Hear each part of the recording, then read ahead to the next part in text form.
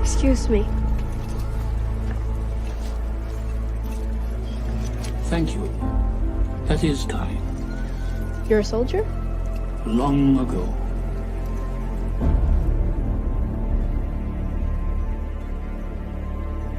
Do you mind? I'm Sam. Please.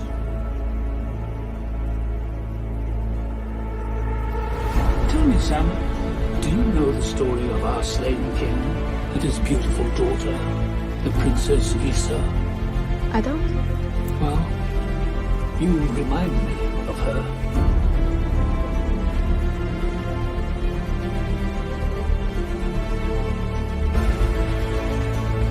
Tell me what's going on. I'm here to finish your training.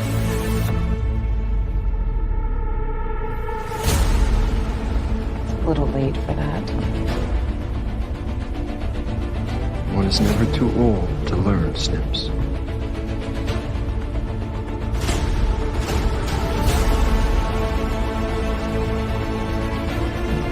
All right. What's the lesson, Master? Live.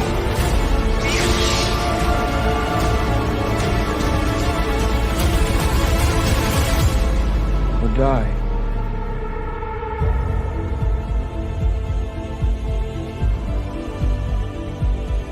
I fear we lost some measure of our honor since that betrayal.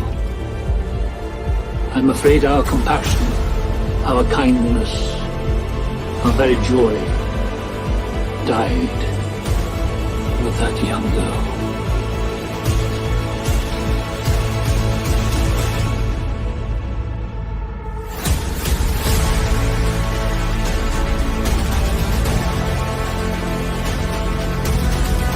I think it lives in you.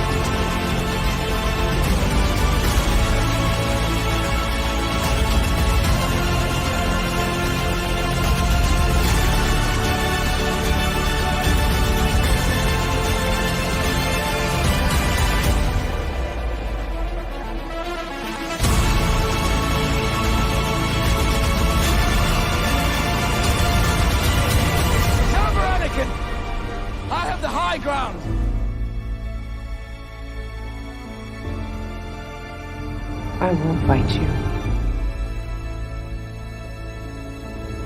I've heard that before.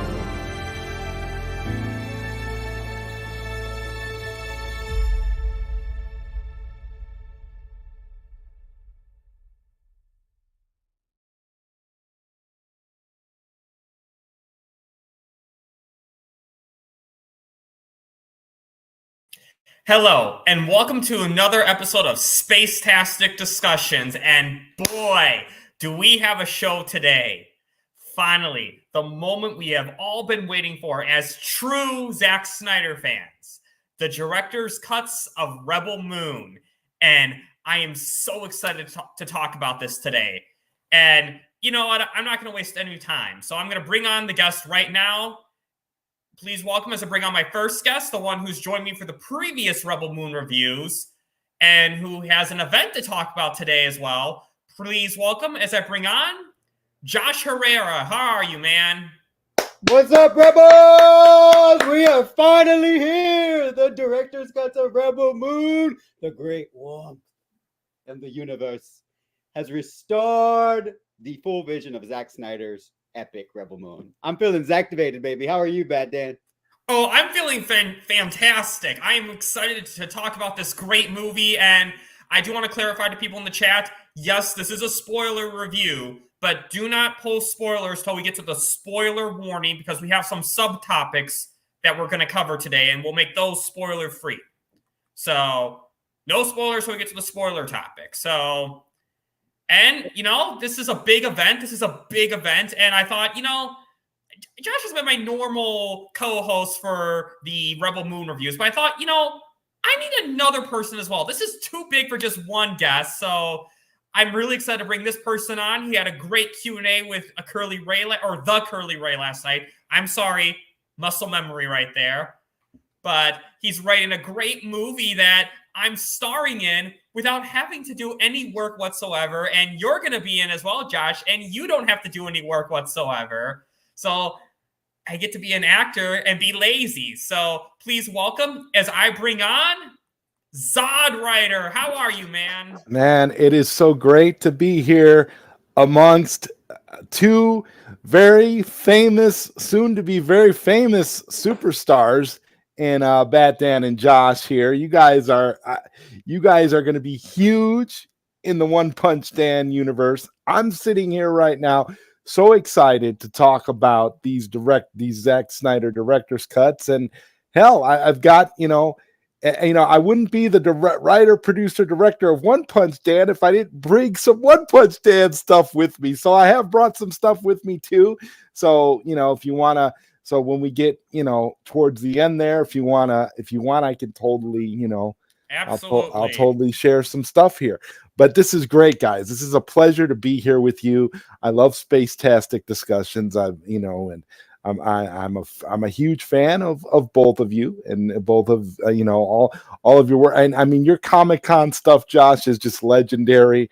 So it's great. Again, it's great to be here to talk about this movie amongst fully Zacktivated fans that truly get these movies and understand these movies, unlike some people who don't seem to get it. And we're going to get into that, aren't we? Aren't we going to get into that today? We were cooking backstage a little bit, so I was like, hold on, let's hold the fire.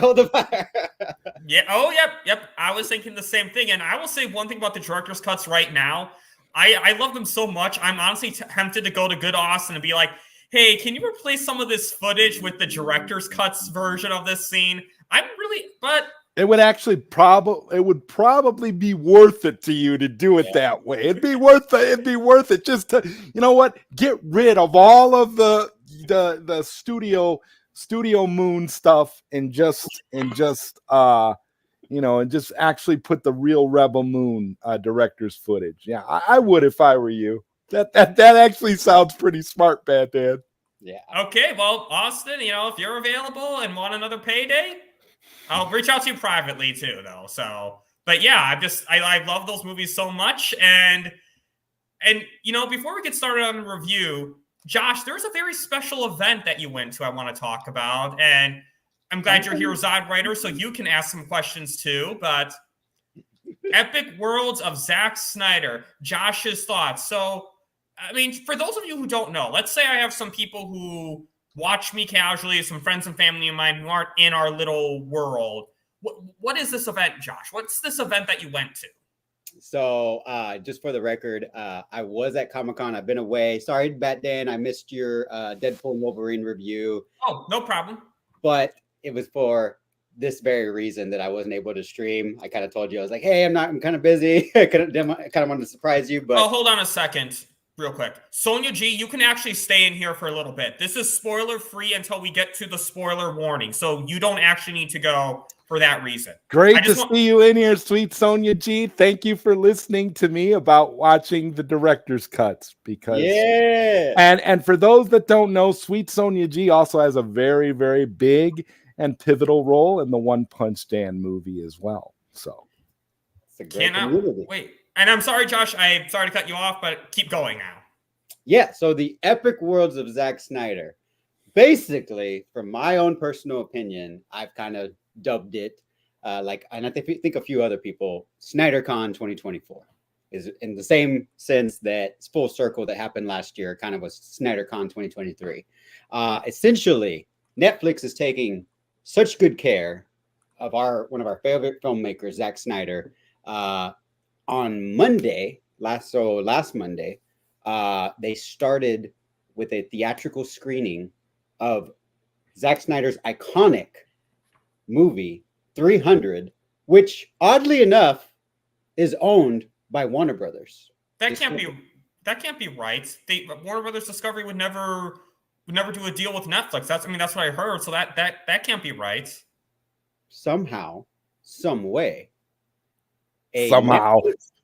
owned theater is showing Zack Snyder's 300, which is owned by Warner Brothers. I don't know how. I don't know.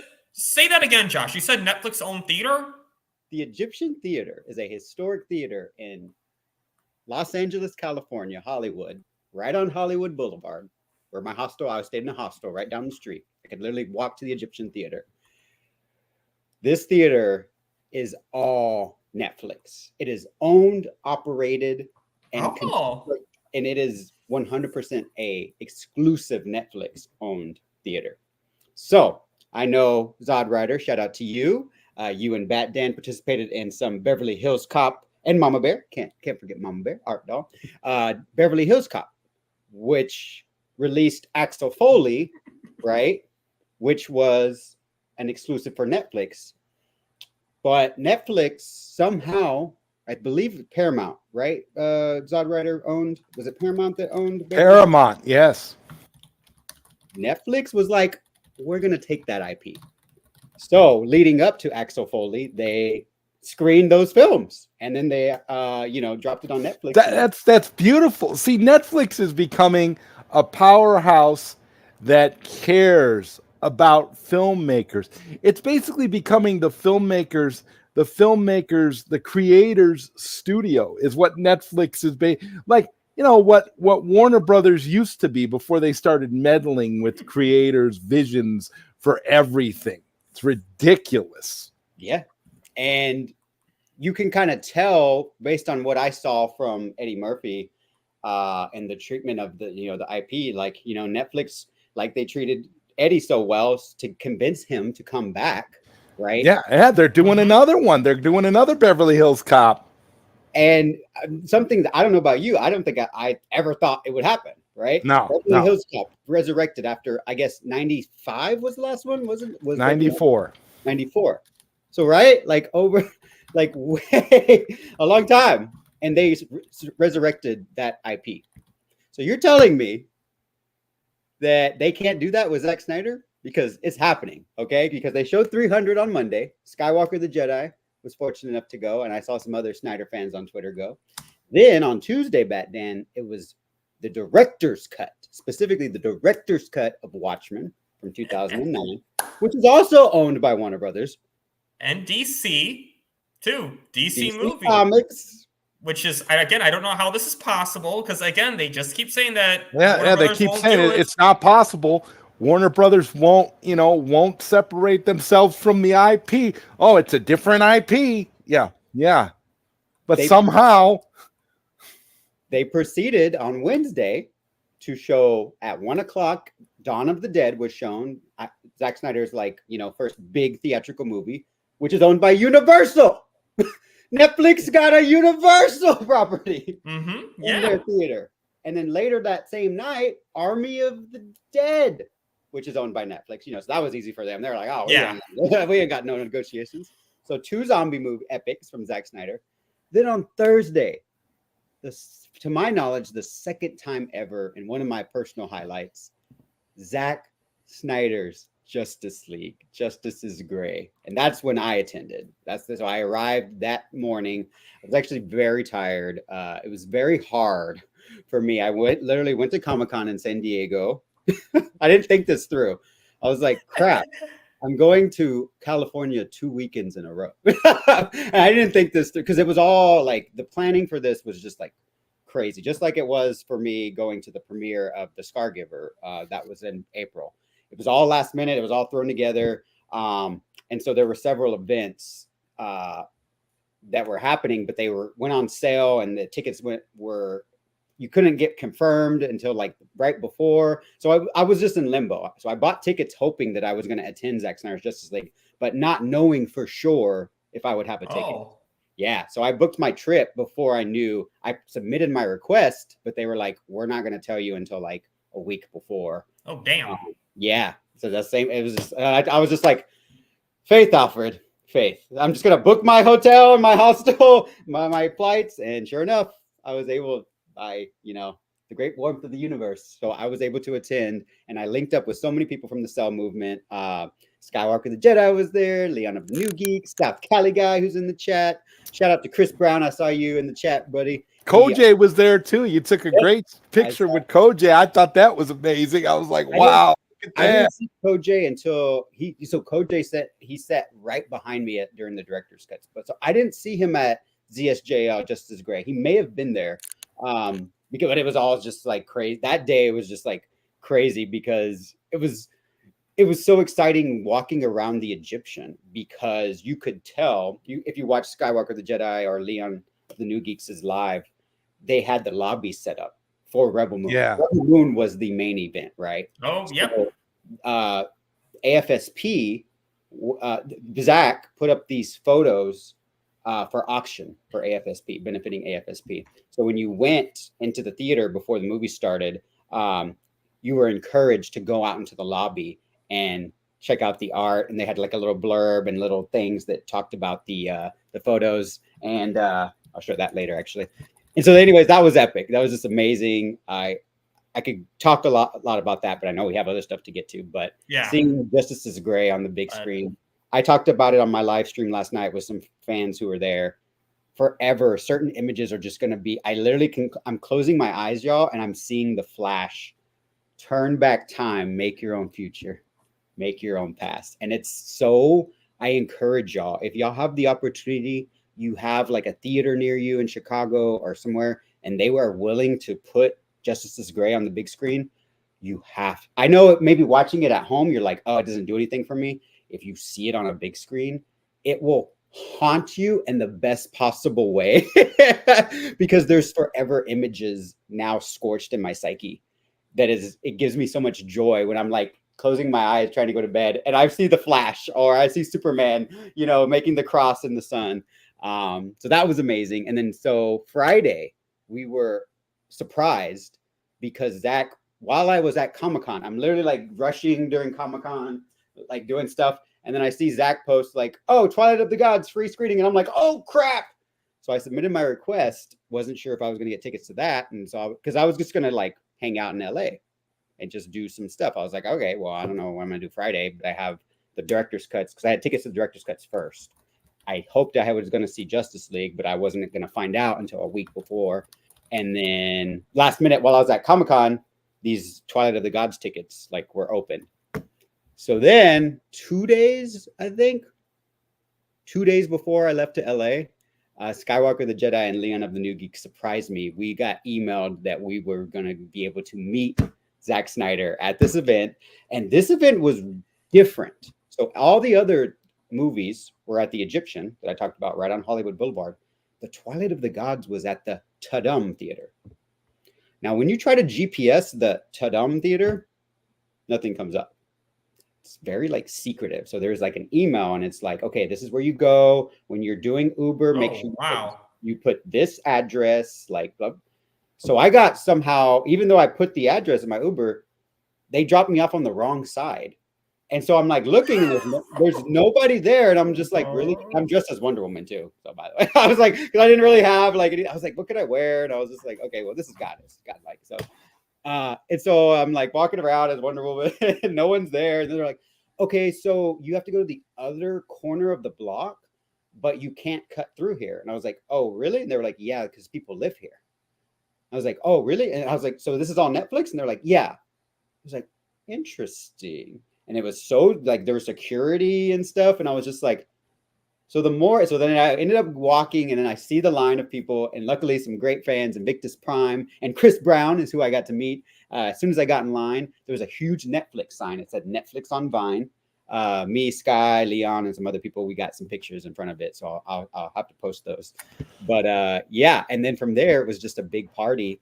And Zach and Debbie showed up, and we were just like, yeah. And of course, like I couldn't help myself. As soon as they got in there, I was like, congrats on Rebel Moon. He's like, what's that? I was like, congrats on Rebel Moon. He's like, oh, thank you. And I was just so excited to be there. I think everybody was just galvanized just to see him smiling. The day that Rebel Moon, the director's cuts were finally out, he had a huge smile on his face, talked to every single person there. I was greedy because the first time I was like starstruck, I was asking him a question, and then I was like, fuck. I looked at the video and I was like, I didn't get a picture with him. So I was like, I'm gonna get back in line. So I went back and I was like, hey Zach, I forgot to get a picture with you. And he was like, oh geez, okay, fine. But the event there, the theater was, I talked about this on my stream, immaculate. Like I have some videos I'm gonna post, but the theater, like it was fitting that it was Twilight of the Gods because there were like stars all around in the walls. So you would think it would be distracting. I can't remember if when the lights went out, if the stars went away. I don't know. But it was like Twilight, basically. And so Zach and Debbie gave a little introduction. And in the crowd, there were composers. Hans Zimmer's orchestra worked on the event, on the series. And so they were there for the event. And storyboard artists and some other people. I don't know if there was voice actors there or not. But she just said, basically. Yes, I responded, Bishop. I've been so behind on the chat. So today the chats I've been trying to like catch up because I'm the type of person who likes to read every single thing because I just like, where's the conversation going? You know, like why did they say this? And so I responded to you. Walmart or Amazon is where I got that shirt. So check it out. It's called Wonder Woman Caped Tee. But yeah, and I got to meet Debbie. She's a goddess. She's so gorgeous and so beautiful. She had some great things to say about it. And then after that event, blew our minds. And I don't want to say too much because I want y'all to be surprised when y'all see that Twilight of the Gods on Netflix September 19th. Integrity. September 19th. It was the Rebel Moon director's cuts. It was just a party, y'all. It was such a big party. Like so many actors were. Sophia Boutella was there. Brett Colbert, the commander of the King's Gates, was there. Eris was there. Milius was there. DJ, I got to talk to DJ. Kirk Johnstad, the other visual effects artist. So many people that worked on the movie, and just fans too. Like I said, seeing like Koj, he got there late, and so right as the lights were going off, he was like, Josh, and I was like, oh hey, and so I was like, hurry, take a picture. And so I took two, and you could see one where it's kind of lit, and one when the lights were going off. And I was like, all right, that was so awesome. Oh my god, yeah, that was a great shot that you posted. I was like, yes. I had to do it. And then like somebody, the reason that there's a shot from the theater is because somebody next to me, I won't say who, started taking pictures of the screen, and I'm like, well, if they're taking pictures of the screen, I'm gonna take pictures of the screen. So I didn't record anything, obviously. I just took that picture just to see the view of the amazing image that we had in front of us. But yeah, it was just so galvanizing. I think we're hearing a lot of narratives, right? Online. Oh, we will get to that next, actually. Yeah, but let me just tell you, no. Don't. Like my stream that I talked about last night, it went 4 hours, didn't mean to go that long, but it was just genuine. The reason I wanted to do that stream, it wasn't planned. I messaged some people the night before. I was like, hey, we gotta celebrate this event because people are trying to claim it was something that it was not. So we got to talk about it. So I invited some fans who we were connected at the event, and it was just all around a culmination of all of Zack Snyder's work. If you really think about it and break it down, 300, Watchmen Director's Cut, Dawn of the Dead, Army of the Dead, Zack Snyder's Justice League, Twilight of the Gods, something that nobody has ever seen except the few people who were invited, and then culminating in the director's cuts, the first theatrical experience of Chapter 1, Chalice of Blood, and Chapter 2, Curse of Forgiveness. It was just so great to be there. So I'm very honored, and I will be posting a lot more. I'm still behind. I still got to post Saturday from Comic-Con, and then after that, I will post Sunday from Comic-Con, and then I will post all my Zack Snyder SnyderCon 2024. So stay tuned on my socials. But I can't wait to talk to y'all about it more. Bat Dan, I want to ask you real quick, man. Should we, since Josh has been talking about all this epic stuff, should we just like show Josh's teaser trailer from One Punch Man now to kind of cap that? Sure, absolutely. Great idea. And yeah, I was going to just say real quick, yeah, it's confusing you say chapter or directors because it's like Netflix, it says director's cuts or part 1 on there, but then when you go on, it says chapter. Yeah, exactly. Yeah, it's confusing right there, but okay, here yeah. I'll put it here. It's 20 seconds. This introduces Josh's character in the One Punch Man movie. Just Josh. This is fully live action. So check it out. I've been a superhero ever since I was a kid. And let's face it, I was the best then, and I'm the best now. Not even One Punch Dan can match my abilities. God, yes, everybody, I'm that guy. Oh yeah, silly me. I forgot to introduce myself. I'm just Josh.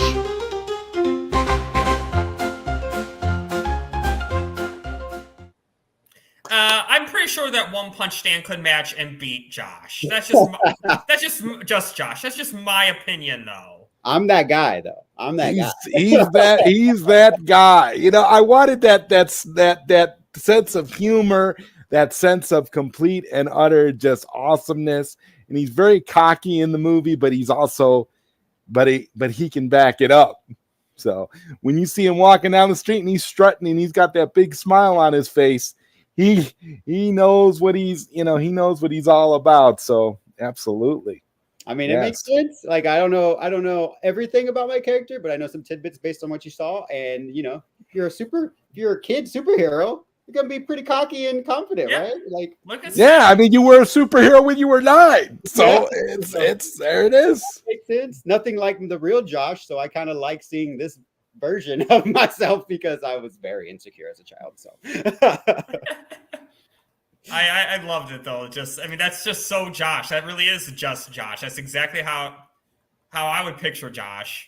But again, I'm just saying I still think as a full superhero, yeah, that's exactly how he would be.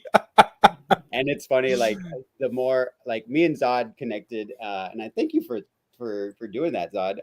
It helped actually with get work done because we were talking and chatting. We talked for like an hour and a half.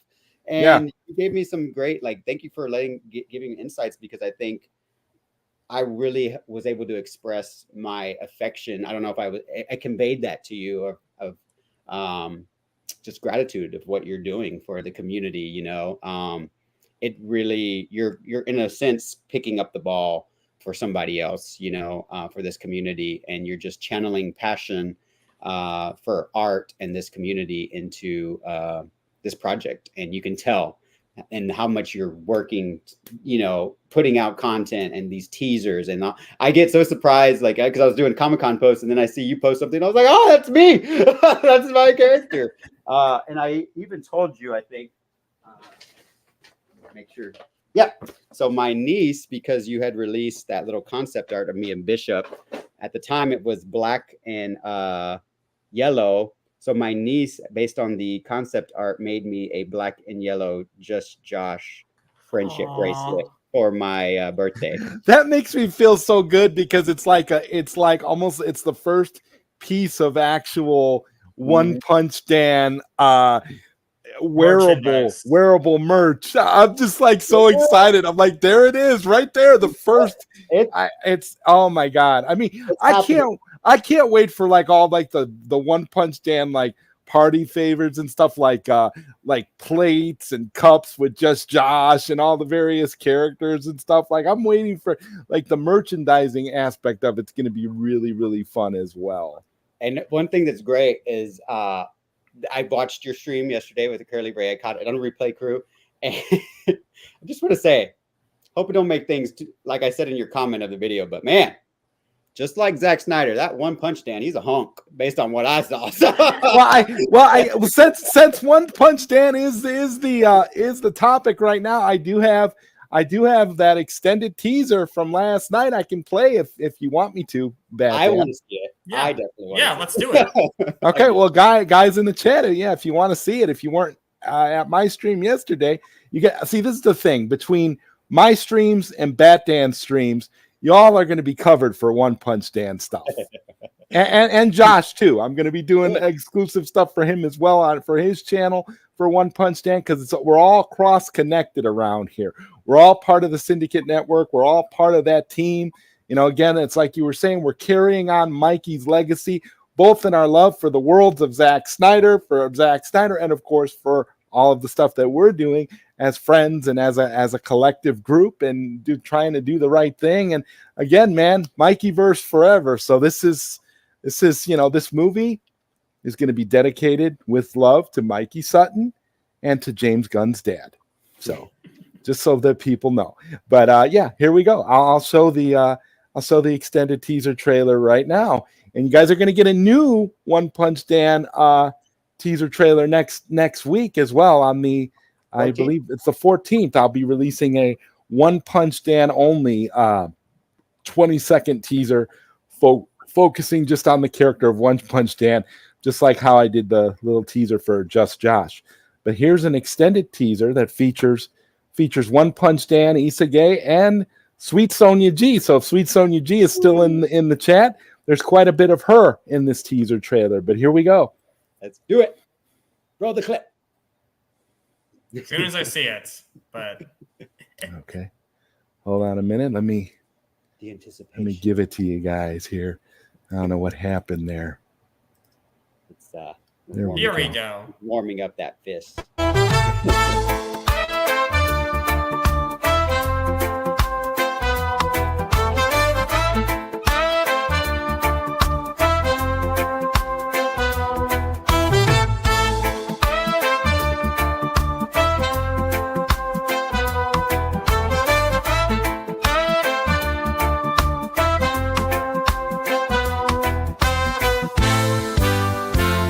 Whoa. Whoa. Whoa. Yeah. I close my eyes only for a moment, and the moment's gone. All my dreams pass before my eyes, and curiosity. Everything is dust in the wind unless you are eternal like All me. they are is dust in the wind.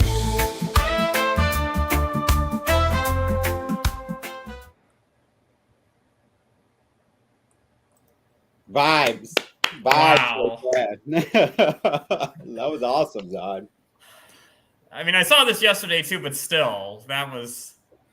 Yeah, and your reveal in the suit, and that's One Punch Dan in the suit. That's your suit. That's a great suit. I'm just saying. Much better looking than I am in real life. I'll say that. I wish I had all those muscles that he has.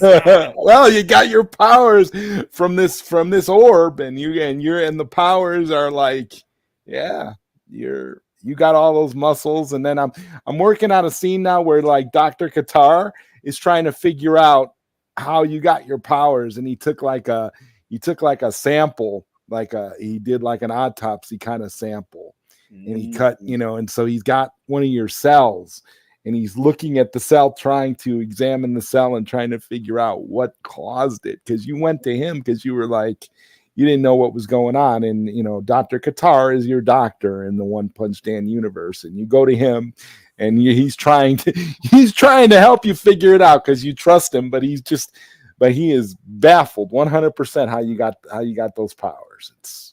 I love that name. Amazing. Dr. Dr. Qatar. It's epic. I don't know, it fits Qatar so well to just be a doctor. I don't know, it's Yeah. I mean, when I put him in the lab coat, I was like, he looks great. He looks great as that character. He is so good in the movie, and he has so many great like lines, and his voice just carries the character so well. Because he's a smaller character compared to like the two of you, but like I was like, man, I've got to do a teaser trailer for Qatar now, because he's got so many like great lines when he's trying to figure things out, and he's just so great in that role. And I knew I did something right with Qatar because I posted a picture of Qatar in the lab coat, like a profile shot from the movie in the lab coat. And I posted it on my Facebook page, and my mother liked the post and said, you're doing a great job. And I knew I did something right. Then I was like, well, there you go. Qatar is it. He's that character. Like, you could imagine him on one of those like those hospital dramas, or one of those things, like ER or something like that, like on TV. And you could imagine, and he's just that guy. He has that, and he has the delivery for it and everything. Wonderful character. I also want to give you props because I honestly, this man, Bishop's voice is so iconic as is in real life, right? Which whatever you're using, it sounds so great to see Bishop be Bishop. Like, well, I mean, if you want to hear Bishop, I do have one more thing that I brought with Sounds me good. tonight. If That's you my guys want me to partner. run it, it's That's my 15 partner. seconds. This is the cue. If you want to see this, I will. this centers on. It's called the teaser is called Faith. It centers around Issa Gay's character, Conflicted, the villain, and Bishop. And Bishop, yeah. So Bishop has a very special connection to Issa Gay because Bishop is her father. So it's a very, very strong and powerful bond. So I'll go ahead and run this clip for you guys. Check this out. The Bishop, let's go. Here we go. 5, 4, score just played. Hear me, my daughter. Embrace the light. You will find yourself again. I believe in you. I know my faith is not in vain.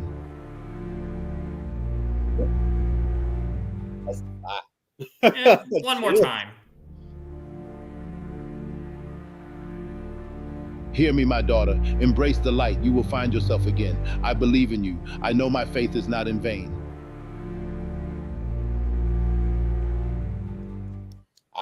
That sounds like Bishop to me. Like,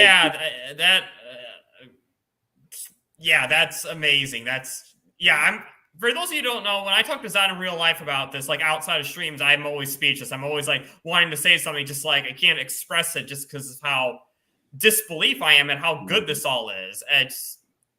It's amazing. I couldn't do it though without you guys, without the permission to use your guys' voices and your guys' likeness for this movie. You don't understand how grateful I am to each and every one of you who have given me permission to literally make you guys characters in this movie.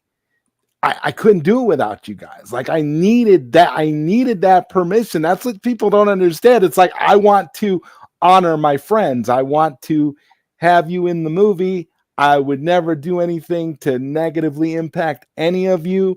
So if it's not going to get done right, it's not going to be done at all. And so for me, I'm a perfectionist when it comes to this type of work. And because this is my first feature film, I want to make sure that it is top notch. I want to make sure everything is high quality. I'm not going to settle for anything being less than great. And your voices, your likenesses, you guys have all made this project so much easier for me to do as a result of that, because there's something to be said about it. Like with Bishop in that particular clip, yeah, you could tell when you hear Bishop's voiceover, you know for a fact that's Bishop. Like when you hear Josh talking about boasting about who he is, you hear it, and it's Josh, and the delivery, is wonderful. That's what I'm saying. These lines basically take your guys' voice and turn you guys into actors. Right. I mean, you guys are able to like convey lines and convey things in ways that you probably would struggle with trying to do in real life. Yeah. If you aren't trained actors, you might, unless you're naturally talented in that way, you're gonna struggle with that. And this for me, it's like wonderful because I can control, the pitch. I can say, well, I want it to be more of a forceful, delivery, or I want it to be more of an emotional delivery. And, just to use Bishop as an example, every scene with Bishop and Bishop, I am so humbled by the fact that you're using your profile shot from the One Punch Man movie that I posted as your profile picture. I'm so humbled by that. That means a lot. That means everything. You guys are just, the amount of support that you guys have given and continue to give is what's making this project so rewarding on even more levels than just this being something that I want to accomplish myself. I mean, I'm at the point where it's like, man, I don't know how I would do it without you guys. I mean, the whole idea came from a joke. So the reality is that it's just like, Batman punching Karens. Well, guess what? One Punch Dan does not punch any Karens in this movie. One Punch Dan is a very serious comic book movie with some comic book style relief and funny stuff, and you do have, but we do comedy in a good way with characters like Just Josh. We don't do comedy in a guttural, juvenile sense of humor with fart jokes and poop jokes and sexually crude humor like you see with James Gunn, which is what he's going to do with his Superman movie, basically bastardizing Superman. So this movie is basically the answer to Superman. It really is. It's the answer to James Gunn's Superman. This is what we are. We will have our own, as a fandom, we will have our own cinematic universe to continue to play in. That's not owned by a big corporate studio that just wants to bastardize everything. So I know that. Real quick, as one of the three pillars of the panel here, there's actually 4. We're missing Sin Havoc. Hope he is able to join us. But one of the 3 pillars of One Punch Man, we kind of, like as a joke during Army of Thieves, that's where it all kind of came about. And there's we'll have, I'm sure there's a behind the scenes reel that will come out. Yeah, you guys are all getting One Punch Man created by. You guys are all getting credits on the created by credit for One Punch Man, because we all came up with it together. And to me, I just feel like it's so rewarding to be able to literally include the community, literally including people within the community that, are, and I feel like this is one of those things that this is what Mikey was doing with Dreamwalker. He was including the community, and little by little, he was adding more characters. He was always bringing more people into the project. And here we are now, honoring him in the best way possible, which again, I get a little teared up when I think about it, but having gotten permission from Mikey Sutton's family to be able to use Mikey in One Punch Man, it's beautiful, because Mikey was one of us. He was as important to all of us, as we are to each other individually. I still feel like he's with us. And if he were here today, he would 100% be in support of this movie all the way. All the way. The AI, he would be, because I was having conversations with him about AI before he died. Him and we would have back and forth conversations about AI. I would make AI stuff, because back then it was all about, the voice cloning and stuff. And I would be sending him voices. Like I sent Mikey before he died, one of the things I sent him was Zack Snyder introducing Dreamwalker.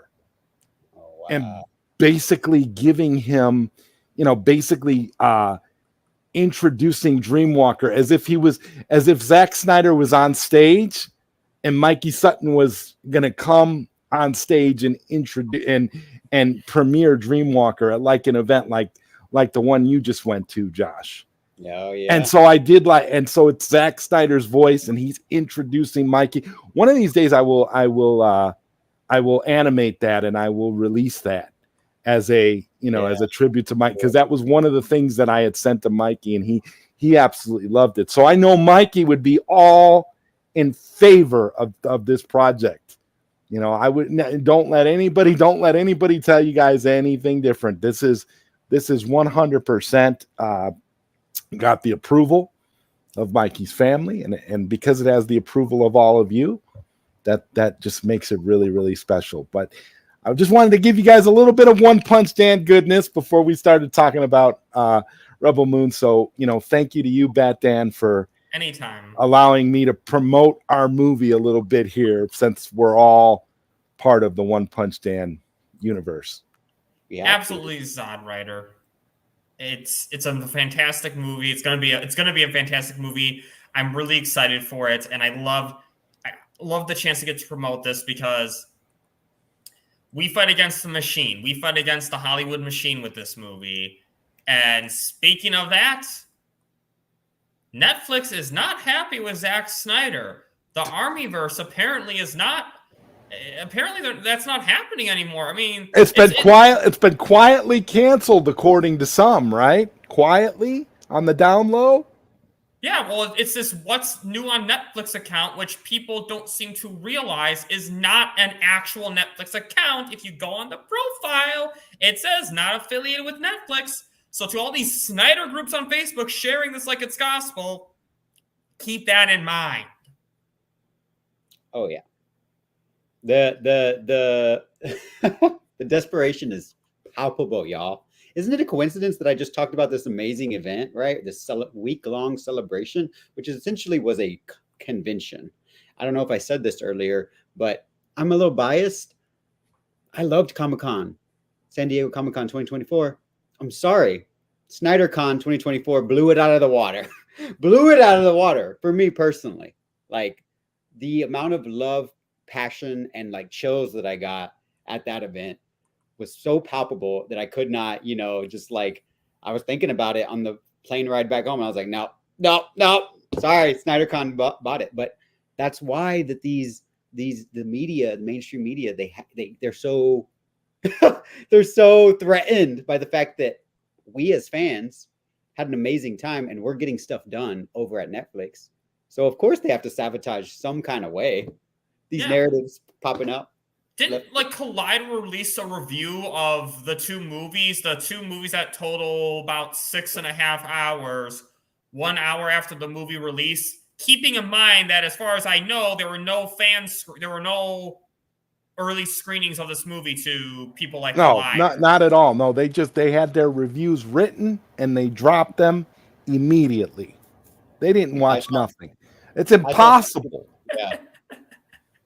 Exactly. And I mean, what did they do? Did they watch it and then travel back in time and write that? Like, that's right. There was either, okay, here's the thing. There was either, it's one of two things. There was either time travel involved or they're fake reviews that were written beforehand.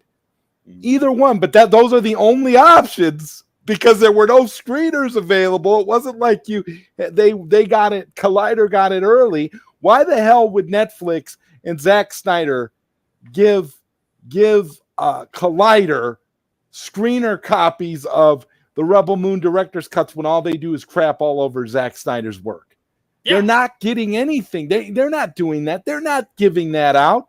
If anything, Zack would want to share that stuff with his fans before he shares it with fake places like Collider. Give me a break. Like to me, it's like you see that stuff, and then you realize that Snyder derangement syndrome is a real disease. It really is. Yeah, and it's weird. Like they're just so offended by Zack Snyder existing. I kind of make this analogy. Remember, we've all seen Zack Snyder existing. It's like the first two seasons of the X-Men the Animated Series. Remember, there was that episode where Jubilee was captured by the Friends of Humanity. She asked them, "What did we ever do to you?" Referring to us being mutants. Say it. Go on. You were born. That's exactly what it is. That's exactly what it is. Yes. And, okay, I have to say this. The instant I talk X-Men, the instant I talk X-Men the Animated Series, the instant I talk something Marvel, guess who appears in the chat? Like,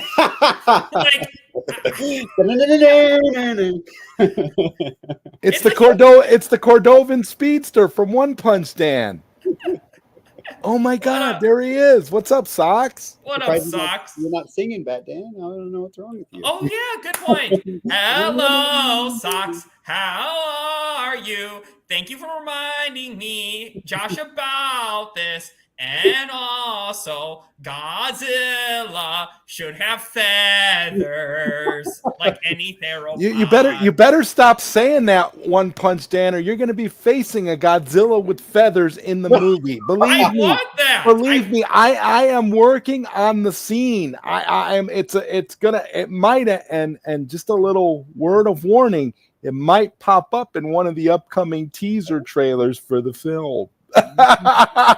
because you keep talking about it. I'm like, I gotta have Godzilla with feathers in this movie, and he looks just different enough so that we won't get dinged by the Toho people. I saw that Yeah. comment on my Jurassic Park Comic-Con picture, Dan. I saw that. Yeah, that's why I think Jurassic Park needs to be rebooted. I want those T-Rexes to have feathers, but I won't go too far into that because I don't want to get too off topic because it's kind of like back to the point, though, about mutants or about the common friends of humanity. You were born. That's exactly what it is with these people and Zack Snyder. It's like all these Hollywood trades, they're offended by Zack Snyder even existing. It's weird. Do they love my thumbnail right there? Oh, yeah. I mean, that's actually on the thumbnail of this video, too. He's living his best life right now. The man seems to de-age every time I see him, honestly. And he's not bothered by any of the hate because it's all engagement for him. Yeah. He's he's looking at it like, hey, love me or hate me. You're still watching me. You're still talking about me. You're still focused on me. Zack Snyder lives rent-free in all of their heads. Period. Exactly. And they're trying to say the director's cuts failed, but they forget one little detail about this. Netflix already made their money, already made the reviews, already made a profit without the director's cuts. The only way the director's cuts could have possibly failed is if somehow they got negative views on Netflix. That's the only way they could have failed. The thing is, what they don't realize is if Netflix if the originals didn't do well, we might not have even have gotten the director's cuts at all. You have to understand that they knew that they were going to make their bread and butter off the PG-13 cuts. These idiots at Collider and all these negative websites, what they don't understand is that the director's cuts are like supplemental material now. They're like extras. It's like gravy on turkey or something. You're not losing anything with the director's cuts, because the people that are going to watch the director's cuts repeatedly are the diehard Snyder fans. That's what who these director's cuts are for. They're for diehard Snyder fans. The general audience already got their versions of Rebel Moon. That already made what Netflix needed it to make. And that's what the joke is. These people think if they tank the director's cuts by talking all this crap about director's cuts, that it's going to hurt Snyder. But they don't understand that Snyder already succeeded. He already did what he needed to do in order for the director's cuts to be a reality in the first place. If they weren't successful with their negative word of mouth when the Netflix cuts of Rebel Moon came out. They didn't destroy it. People watched it. It was like #1 all over the place. It was huge. The director's cuts don't need to make those kinds of numbers. They were never intended to make those kinds of numbers. Exactly. And budget-wise, already passed the budget. The budget was for 4 movies and a budget of 1 movie for 4. They've already... So, again, they were a success. And, Josh, could you answer this question for the Curly Ray? The Curly Ray. You're muted. Sorry. For the director's cuts of Rebel Moon, hell yes. I mean, not every single seat was filled. I will say that. It wasn't sold out because there was like 2 seats like at the very end. I guess people didn't want to sit. So it was packed. Yeah, it was packed compared to the other day. But yeah, I mean, and this is what I kind of told Skiiwalker, the Jedi, Leon, and some other friends that we were hanging out with. Like, you could tell this was formulated. Like, Zack actually told Skiiwalker, the Jedi, it's what he wanted. This little event for the director's cuts, it was a massive party, y'all. And it started at 1:00. Okay, actually, I was at Madame Tussauds doing like the touristy thing on Hollywood Boulevard, and I'm getting texts from people like, dude, like at noon, they're like, we're at the theater. And I'm like, wait, it's like not until an hour, because I was going to get there like 12:30. Ended up getting I didn't know in 902 you get there's like an Avengers ride for the wax figures, and then there's like a video game ride, which actually kind of looks. I need to talk to you, ZodWriter. It kind of looks like Isekai characters. Actually, you have to like shoot them. So I need to like check and see if they're stealing your ideas. So anyways, I was in these events, and then they're like, "Zach's here," and I'm like, "Shit!" So I started like running down Hollywood Boulevard. But it started officially at 1, but Zach started like mingling with people in the courtyard. Then, he was like meeting every single people, taking pictures. Then we had an introduction, watched chapter 1, Chalice of Blood. It was electric. We had an hour-long intermission. Then there was like a DJ. The courtyard was full of free food, gourmet free food, free booze, open bar, just like throwing them back. Zach came out, one security guard, mobs of people, and Zach made sure to talk to every single person, signed director's cuts of Zack Snyder's Justice League, steel books, shirts, signed my Rebel Moon shirt right here. I was just like, shit, I don't have anything for you to sign, but can you sign my little white part of Wait, Rebel hold on. Moon? Let me just pull this up. Okay, there. Yeah, Josh, I'm going to kind of say this right now. I don't think you should ever wear that shirt again. You need to like frame it. I have another one on order right now from Hot Topic. This is going in a frame. So okay, good. Good. I just wanted to make sure. I left it out to show for this stream. But that's beautiful, man. That is beautiful. We got these amazing popcorn boxes.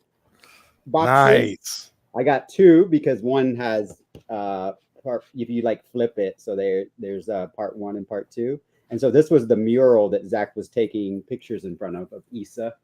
So this is actually Princess Issa. Okay.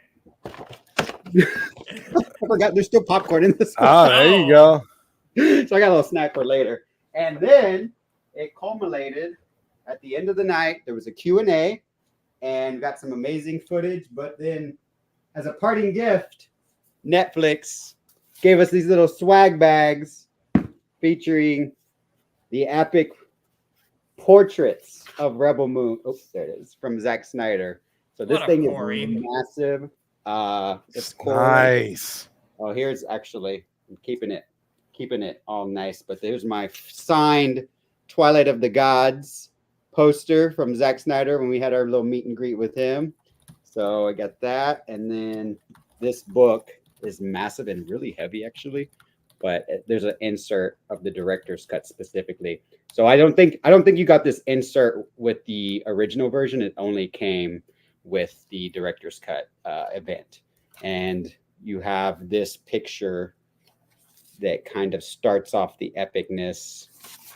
It is Harmata, a character that we know well about being in the Snyderverse fan. And there's a little blurb that was posted in the lobby of the Egyptian. But it's just amazing. It's just there's like pictures of every single character. Here's something that you won't see in the movie, but Anthony Hopkins being Hamlet with his Jimmy head. So pretty. That's epic. Beautiful. Yes. I haven't had time to like really look at every single. I don't even know if like Brett Colbert's in here or not, but I want to look through every single. It's just like so many epic shots that Zach took. So the charity ended on Tuesday, I believe, for AFSP. So congratulations to all those individuals who ended up getting one of these amazing pieces of art to frame in their house. So it was just all around an epic Zack Snyder love fest. So I don't want to hear any of these narratives anymore because it was freaking awesome. It was for fans. It wasn't for the access media. And they're mad that they didn't get to go. That's basically what it was, in my personal opinion. So the fans, essentially, Netflix, made this event and galvanized us because we're the marketing. We're the ones who are going to give, the engagement to this, property and IP. They already knew that the access media was going to respond the way they did. They already knew the format for the PG cuts, the original Netflix versions. So they knew. They're like, we know what? We're not doing that anymore. We're going to the fans directly. And that's what I love about Netflix. It's all about the fans and the engagement. It's the smart way to do it. Yeah. Exactly. And this fan event was huge for Netflix. This whole event was a success. So I do want to just say, why would they why would they end another one of Zack Snyder's universes, especially because, to my understanding, Twilight of the Gods is supposed to connect the two Netflix Snyderverses, right? No spoilers. Right. You saw those.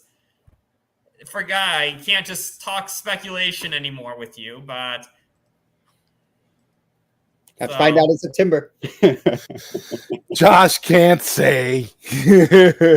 Technically, I didn't sign an NDA that I was telling Skiiwalker, the Jedi, and Leon. I was like, we didn't sign NDAs, did we? And I was like, I didn't feel like we belonged to that theater because it seemed like it was for Netflix employees only, or people actually might have lived in the complex connected to it that worked for Netflix. But I was thinking about it. I was like, we didn't actually sign NDAs. And I was like, well, I just want y'all to be surprised. So I'm not going to say anything. But we appreciate that. In my channel, I would definitely not want a spoiler for that. There will be spoilers coming up very soon for Rebel Moon, the director's cuts. But I just wanted to touch on this, put this rumor to rest. No, Netflix is not unhappy with Zack. No, they are not ending the ArmyVerse. Sin Havoc's already kind of confirmed this too. And even though, Josh, you kind of confirmed to me that he's not Zack Snyder, I was just telling Batman, I was like, observation. I'm watching Leon do a live right now. I'm I'm in line and meeting Zack Snyder, and I see Sin Havoc making comments. So I'm just saying. Yeah, it would be pretty difficult for me to say that Zack Snyder, but he's definitely connected. And I have my other theory, but I'll keep that, hush hush because I don't want to out him. Well, it's a beautiful theory. And I think you're right, but we're just gonna have to be cool either way. Because either way, it's a great theory.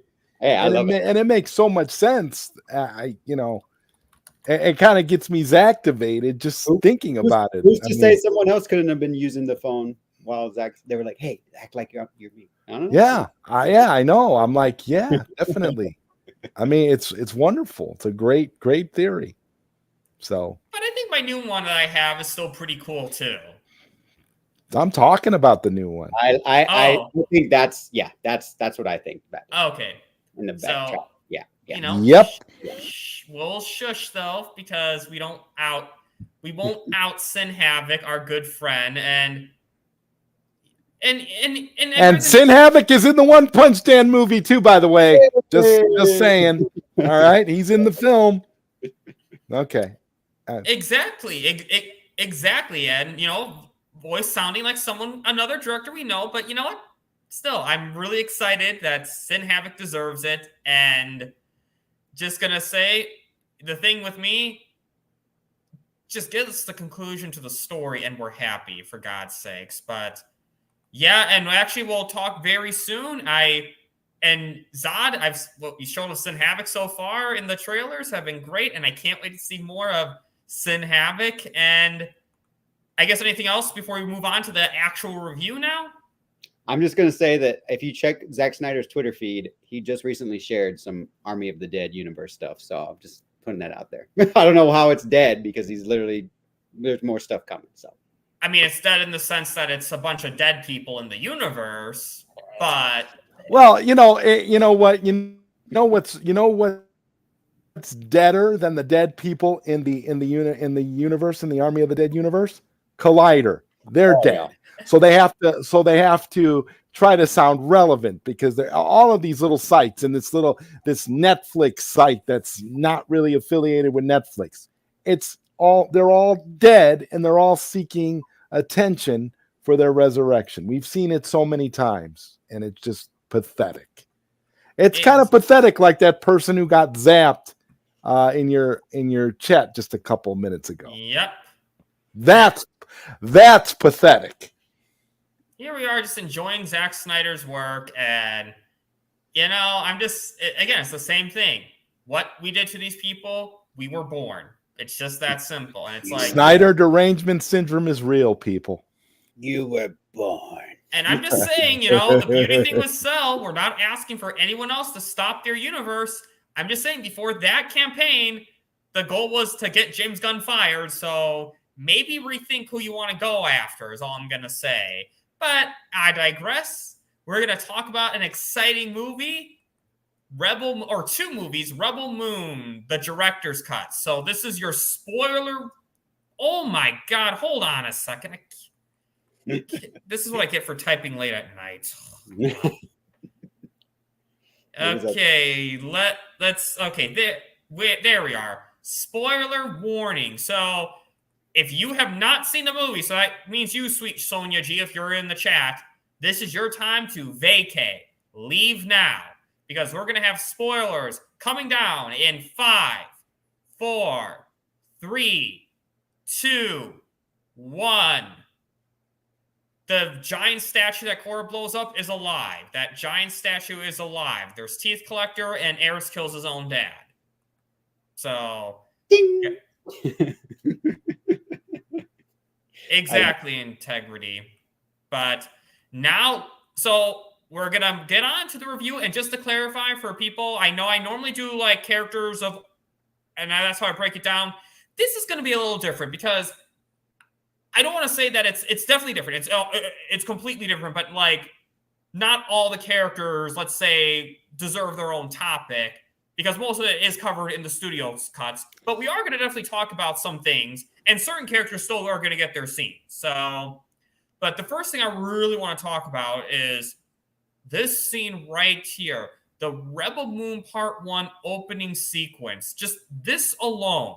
If you saw this sequence, like the start of this movie, you're saying that you saw this just from the beginning, mind you. And the only thing is that it's a couple extra scenes. I can't take you seriously. I literally was thinking just that right now about certain people. For people to actually say things like that, they have no credibility whatsoever. It is pure disgust. And if they're Zack Snyder fans and they're saying that, I have to take their Zack Snyder fan card away. I really do. You lose all credibility. That opening sequence is in the book, is in the first book written by the wonderful and beautiful V. Castro. When I read the book, unfortunately, before I, got a chance to review the original Rebel Moon, the studio cut, that opening scene is in there, and that opening scene blew my mind. So to actually see it in live action, to actually see it on screen, it was just, I was like, how could anybody see that and think that the original Studio Moon Part 1 is better than the director's cut? The studio version, it just flows better. It just flows better. Flows better in what world? In what universe does it flow better? Zod, actually, after this topic, I have a big bone to pick about saying that, because after this topic, the next I'm going to say if you're saying that the studio cut flows better, nope. And I don't get how anybody can say that the studio cut flows better. That to me is the most egregious thing that any Zack Snyder fan can say about Rebel Moon.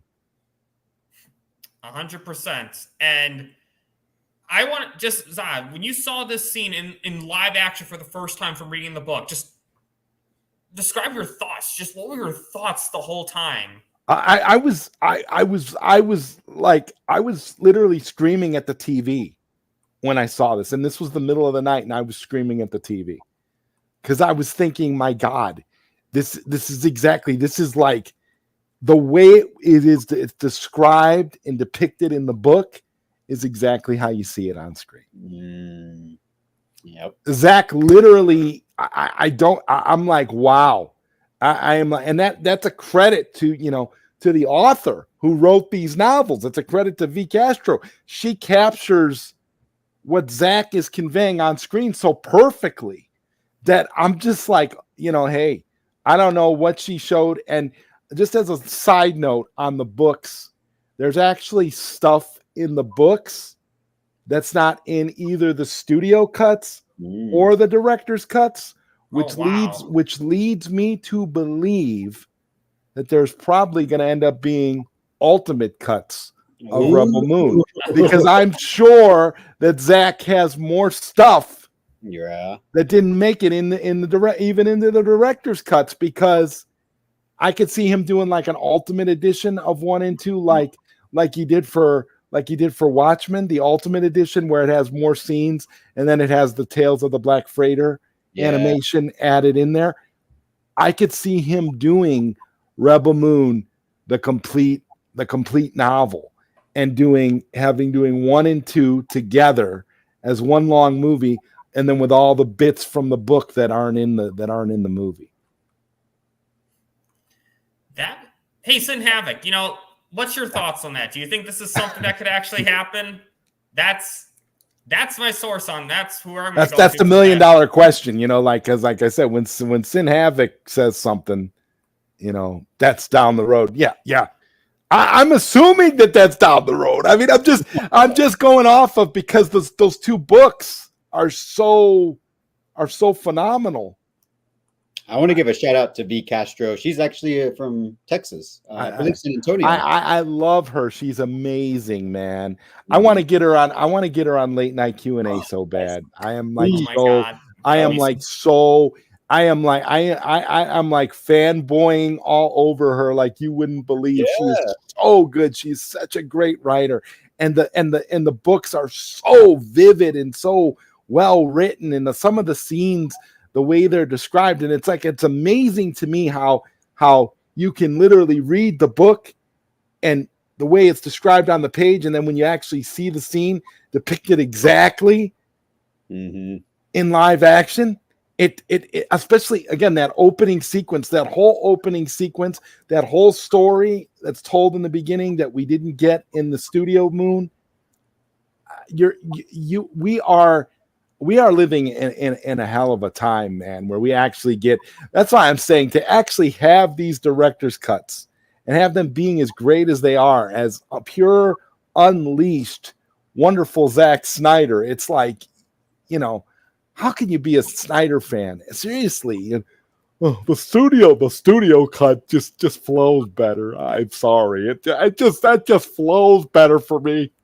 I was laying down the other day and I was kind of piddling with myself. And, when I watched TV and I saw that, I think when I return to Rebel Moon, I'm going to watch the studio versions, because I just think that those are better. Those are more sanitary. They're a lot cleaner and they're refreshing. And I like my Rebel Moon. I like my Zack Snyder to be squeaky clean. I like to be able to see my reflection in my Zack Snyder movies. Can I just say, I think we found your character in One Punch. So good.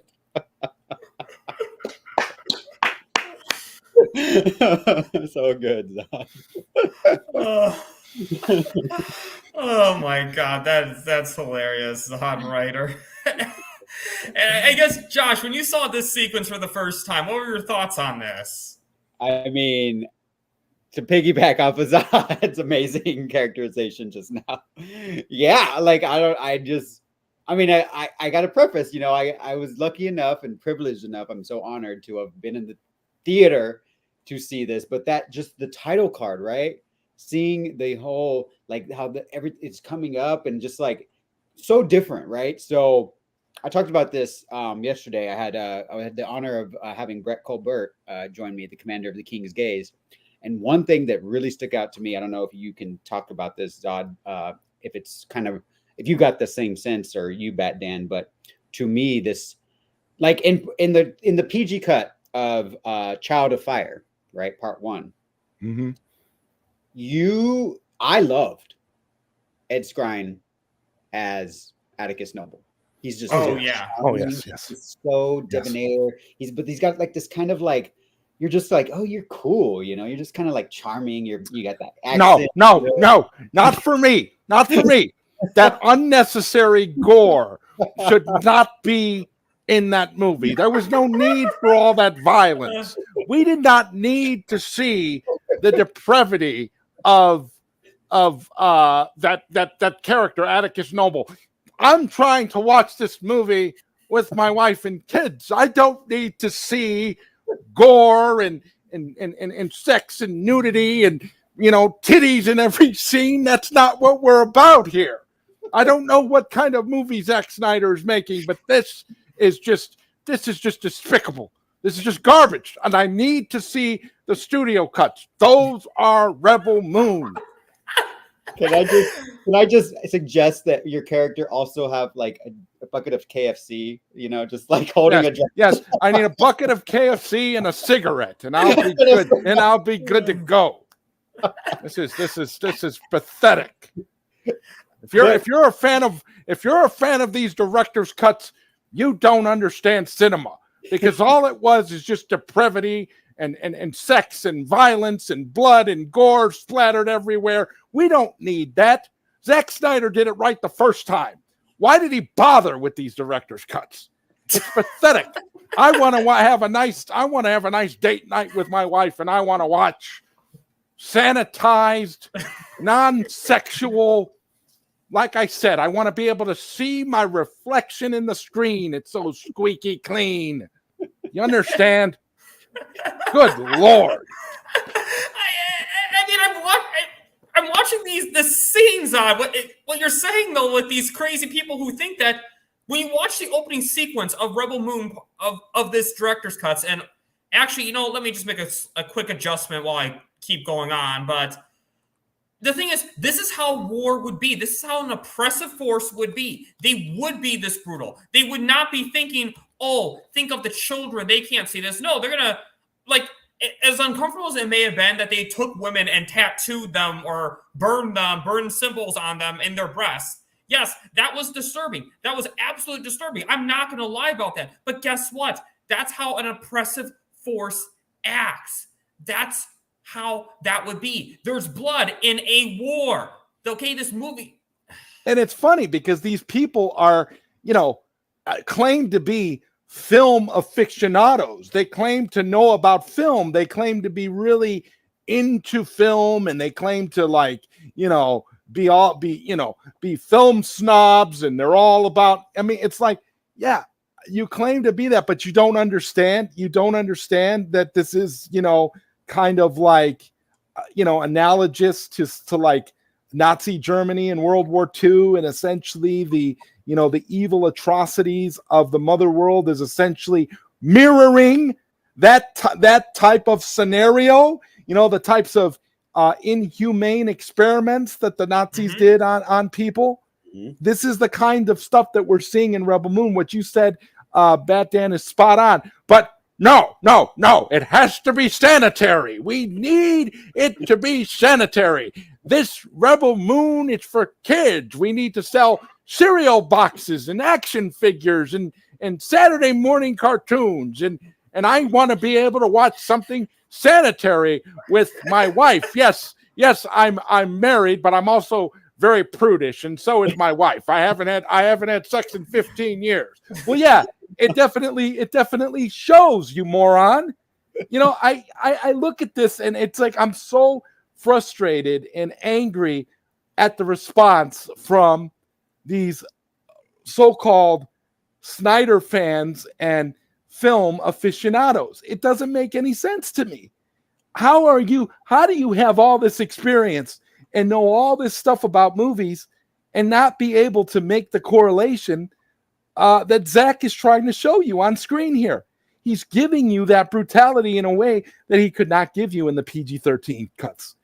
The mother world is very, very sanitary.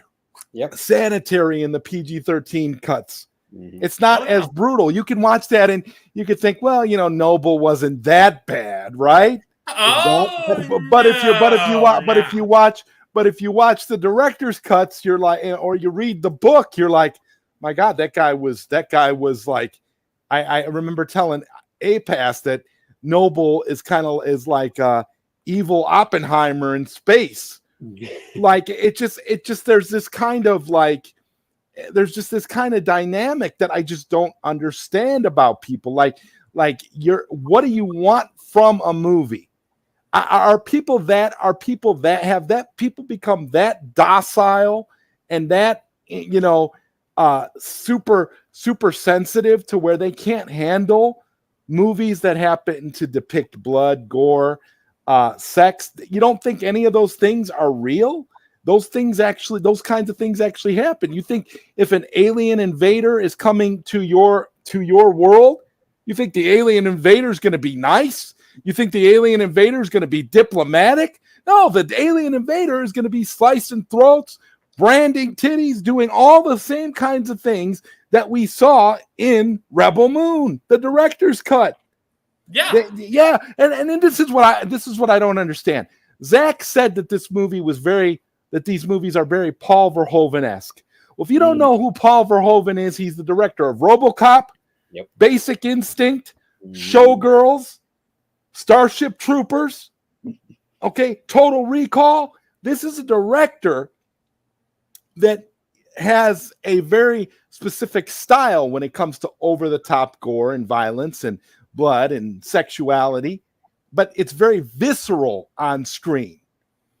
And Zack was giving his interpretation of that. And I said this on the Lethal Geeks podcast. Zack made his version of the gore seem beautiful. Yeah. Every time you saw somebody get their head blown off, or every time you saw somebody get their throat slit or whatever, the gore wasn't distastefully displayed. The gore was displayed almost like a painting, almost like a high art kind of, like a lot of people say about Zack. You could freeze frame any shot in a Zack Snyder movie and you've got a piece of artwork. And that's exactly what you get in these director's cuts. Just like what Sin Havoc is saying here. It's a mosaic. You're getting all of this. It's so amazing and beautiful.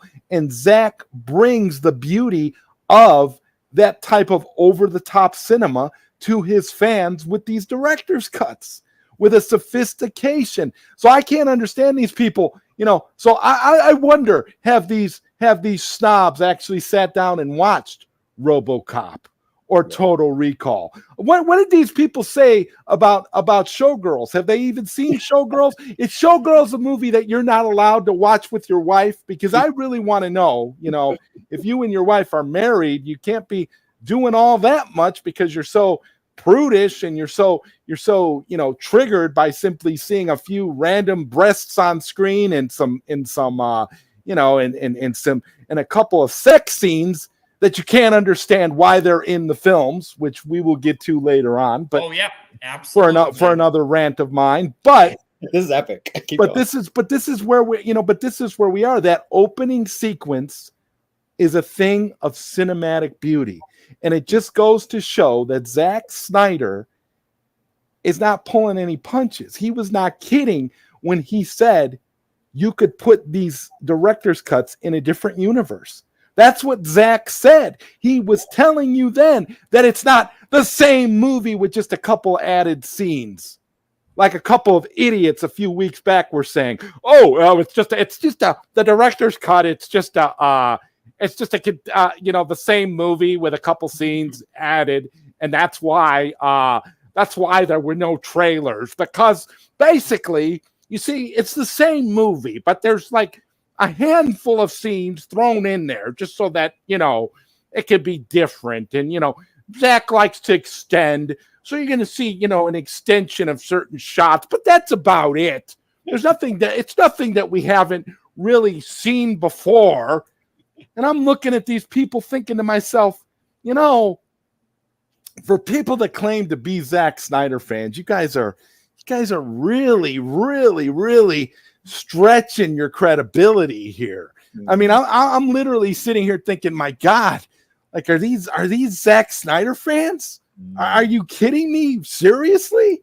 This is what you think, that the director's cuts are just simply extended versions of of Studio Moon 1 and 2? I don't understand the whole and it's like, well, no, but see, Zod, the director's cuts. See, Zack Zack endorsed the studio versions, so it's not the same thing.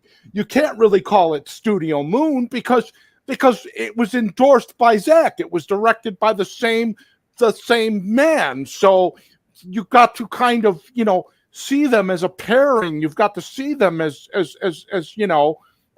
one thing, So yes, they're just extended, they're just extensions of the original Netflix versions. But I prefer the original Netflix versions because they're more sanitary and they flow a lot nicer. Well, okay. Well, I'm glad that you see it that way, because me personally, I think you're full of crap, and the reality is nothing beats the director's cuts. The director's cuts are phenomenal, and I hope Zack puts out that Ultimate Edition I was talking with earlier. And if Sin Havoc, and Sin Havoc is usually right, so I'm gonna just leave it there and say, listen, this opening sequence was not the same as the studio version. It wasn't even this. Not even close. There wasn't a version of this scene in the studio version. That's the thing. They're like, the studio version cuts to Korra farming that we do see later on, but it skips over that. And one thing that's I really like, when I say I love this scene, I don't mean I love this scene as like it was like fun seeing it. It was like I love this scene it really established Noble differently. The scene where Noble makes Eris kill his own father. When he's saying to him, if you don't kill your father, I will kill your entire family. I will kill your mom and your sisters. And I mean, put like this. I mean, I can't blame Eris for what he did. I mean, his father was telling him do it, but like, it's like, yeah, do you want one family member to die or do you want 4 family members to die? And this one family member is going to die either way. So, I mean, it was just so sick what Noble did, because no matter what Eris did, in his perspective, he would have killed his family, because either he could kill his dad directly or he could not kill his dad out of principle, but that's going to lead to the deaths of his mom, his sisters, and then his dad anyway. Well, and the craziest part about that is that, Noble was going to kill the family anyway. There was no way that he was going to let any of the family members survive. It was all just a psychological cat and mouse game. Yeah. And, the reality there is that, you cannot trust him. He is literally, the evil. He is the evil in space. He is the ultimate evil. This guy is not to be messed with. And to me, again, when you see this, that's why when I was reading this in the book, my jaw was on the floor the entire time, because that was not in the studio version at all. None of that was in the studio version. So I'm just like, I couldn't believe what I was reading. That's why I was like, to actually see it happen, it was brutal. It was not a fun scene to watch, but I'm so glad that it's there. And I kind of, what y'all were saying, to piggyback off that, like I was saying, I think in the PG version of part 1, we did a review, and I was like, I might have a theory that maybe Noble is like just being manipulated by the scribes, and maybe he's actually, he doesn't really want to be this bad, but he's just being told. And no, in this version, like, no, this MF. Right. The studio version actually makes you question whether or not the motives, because you don't really get a clear sense of just how evil he is. You get that he's evil, but the motivations are very, very murky. Yeah. And we don't know enough about the character. Whereas here, if there was any doubt, that doubt is erased in the opening sequence of the film. Oh yeah, no. I mean, because even like you see Belisarius is threatening Noble, and you think, okay, yeah, he's following orders to survive. But here's the thing. He did not have to do that to survive. There's no way you could tell me that he had to make Eris kill the family. Because even if Belisarius ordered that, he could have easily lied. But no, Noble enjoyed it. That's the thing. Noble is a sadistic asshole. And when he said his name was Eris, I was like, oh shit. Because like, I mean, yeah, it was the same actor, but he had longer hair. So it's not like you're going to, and I'm not going to immediately recognize him. So, I mean, unless I'm really, the second time I saw it, I did recognize him a lot more. But I was like, oh shit. The fact that you saw Eris make the indention in the skull of his own father, you know, it just shows that it just like, it's so much savagery, right? And I talked to Brett Colbert about this on my channel. I was just like, by doing the opening sequence this, you know, sadistically, you know, showing the mother world, for me, we haven't really talked, but I have a, like most MCU, I like MCU, but I have villain problems, and I was really disappointed in the villains of Deadpool and Wolverine.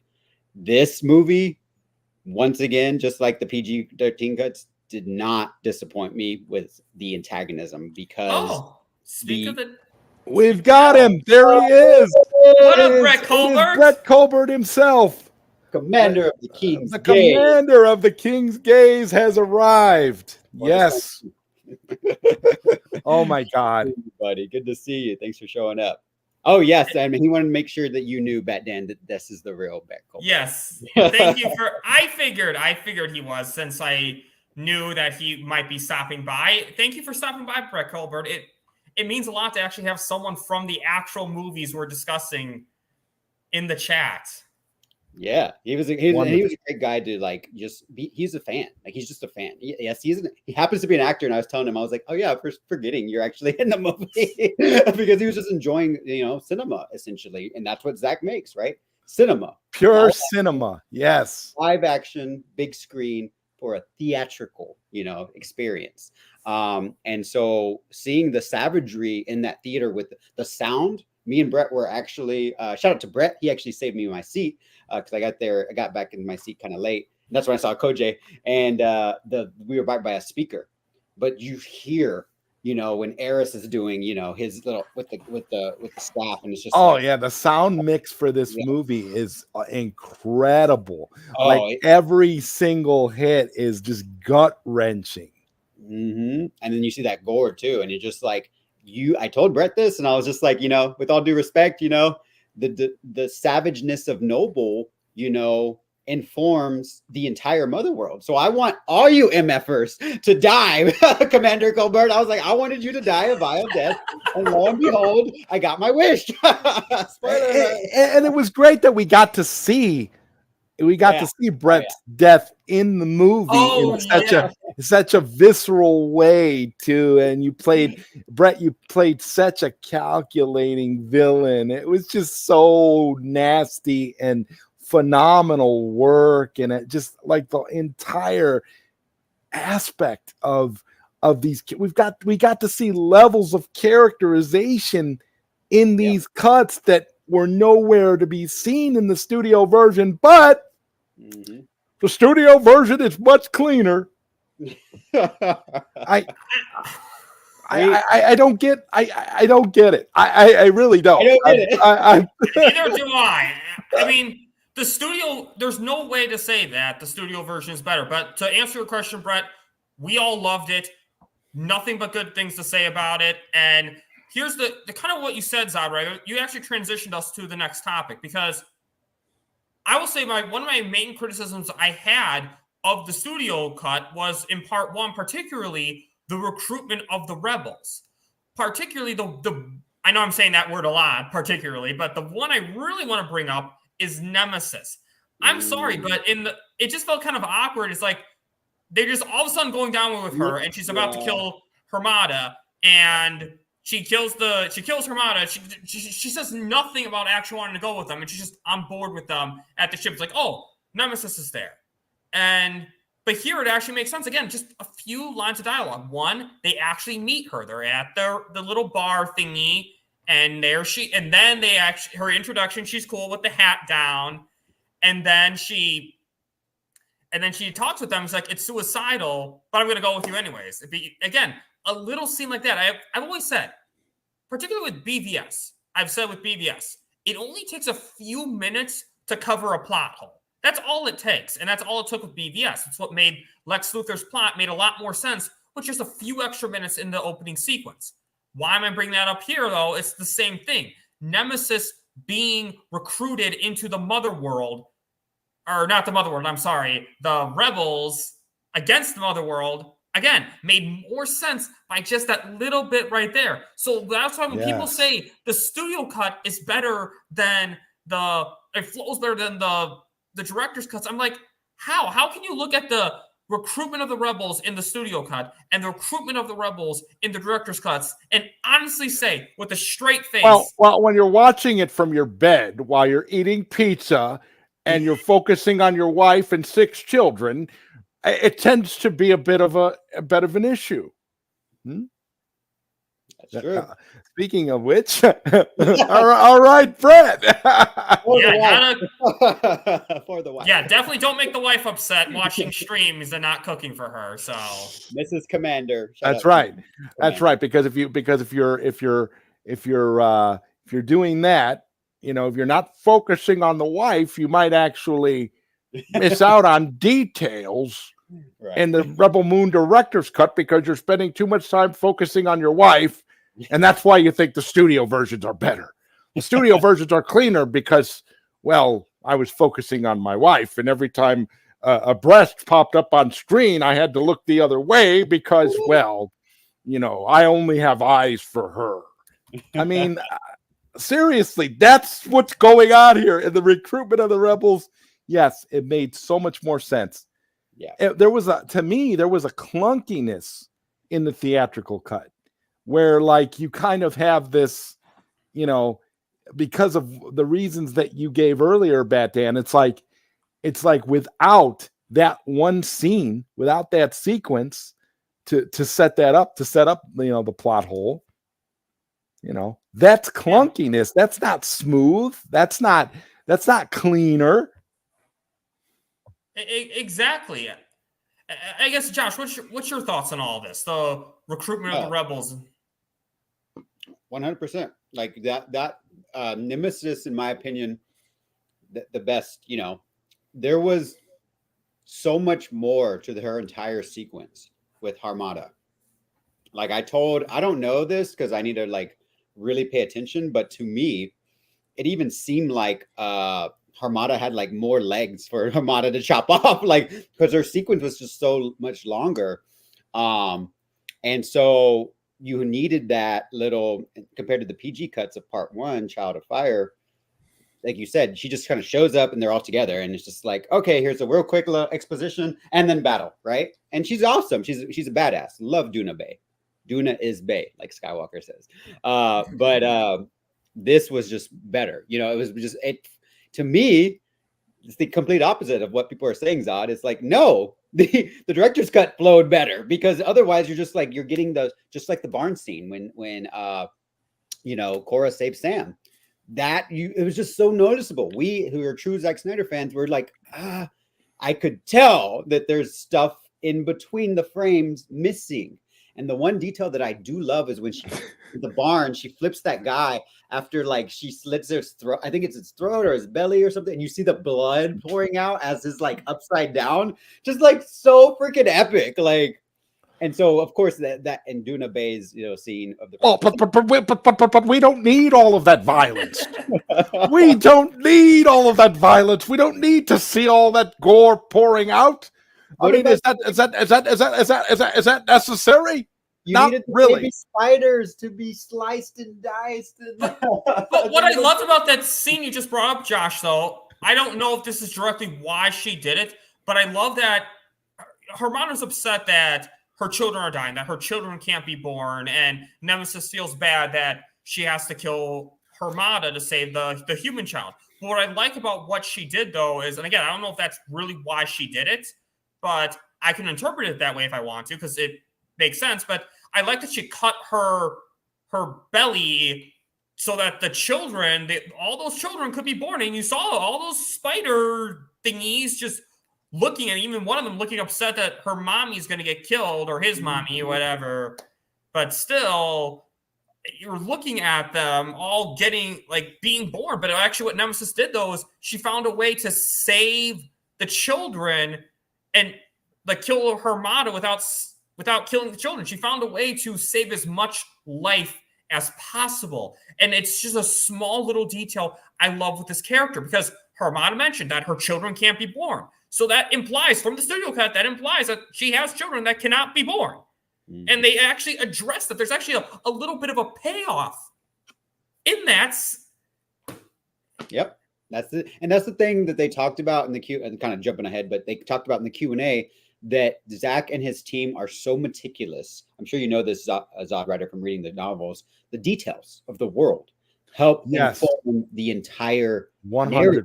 Yes. So these little details that you're talking about, like the baby spiders being, released with the molten swords, these are things back then that thought and effort went into. For a fan to say, "Oh, that didn't add anything," I'm sorry, you're wrong. You're wrong. Well, it's just a collection of additional sequences. It's not really necessary. If you've seen the studio versions and their squeaky cleanliness, then you understand everything that you need to understand. See, that's why we didn't really get a trailer right away. That's why really all they added was just some gore and some blood and some gratuitous sexuality. That was really all that it was. That's it. Oh, speaking of that, the gore first. Tarok scene.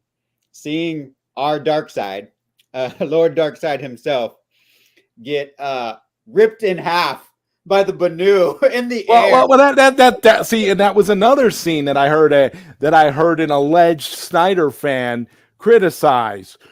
That was epic.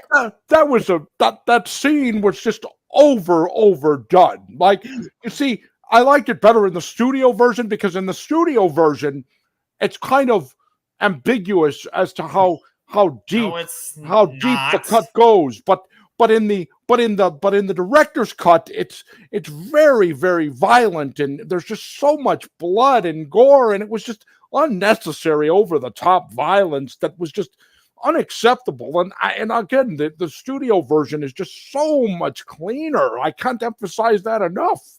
Well, you're a moron, and the reality is that sequence was dope. Yep. And I love the fact that we got to see that. I love seeing him like claw into Ray Porter, because Ray Porter played such a scumbag. Oh, yeah. It was just so like, oh, but there was really no reason for that, because Ray Porter's character wasn't really established as a bad guy. He wasn't really established as a villain. He just, a debt was owed and a debt was being repaid. And it's like, really, guy? That's what you think? That what you gleaned from that? So basically what you're saying is Ray Porter didn't do a good enough job with his role if you didn't understand that he was just a scumbag who was out for himself. Skiiwalker, the Jedi, what's up, my friend? I just was blown away how anybody could say that, yeah, he was enslaving a guy, but it was ambiguous. Some of these people really need to learn how to watch movies and learn how to get like there needs to be like a movie comprehension class for morons, because I think that's what it is. Like you don't understand that Ray Porter's character was an evil bastard who was enslaving people and was forcing people to do extreme amounts of servitude for next to nothing. You don't understand that. You just think that well, it wasn't, explicitly stated that Ray Porter was a villain. What? What are you talking about? He got exactly what he deserved. That's why in the director's cut, he gets such a brutal and disgusting death, because he's brutal and disgusting. It was biblical. It kind of reminds me of the tale of Joseph in the Bible. And for those that know, But I legitimately was thinking about it like that. Like, how can you sit here and claim that Ray Porter's character wasn't clearly defined as a villain? And don't forget about Banu. First of all, this creature was clearly portrayed as intelligent. An intelligent creature was being enslaved Enslaved. Yes. Is that not? I mean, first of all, I already find it bad enough when people torture animals, just regular animals in our day-to-day life, unnecessarily. I get killing animals for food. I'm not going to start that debate too much. But to torture an animal for fun, you are a sadistic person if you do that. But this Banu, this Griffin, was intelligent. And you're telling me that he was not a villain? Like, no. He was definitely a villain. And no, it was not ambiguous. The claw was clearly going into him. I mean, what? Did you think the studio caught that Banu just missed and put it on the ground and that he was... It was just ambiguous. The Banu just sort of, like scraped the ground. He didn't really claw into the guts of this, hunk of, this hunk of meat that Ray Porter was. I gotta say, I really feel like people need to get their eyes checked, and they need to have some sort of comprehension, some sort of movie intelligence test. If you don't understand the content you're watching, don't speak about it. Just don't open your mouth. Don't say anything, because you don't know what you're talking about. You're making yourself look like a freaking fool, and then the intelligent people are sitting there dead silent, not saying anything to you, because you're making yourself look like such a moron. The idea of being around you and actually listening to you is grating, like nails on a chalkboard, annoying, because you're not making sense. I just, oh my God, that sequence that we're talking about right now, just, it annoys me to death, having personally heard that response. Unbelievable. I love that sequence, first of all, because again, just little things I see. Like, I love seeing that you actually see Banu flying free into the sun. Yes, it was beautiful.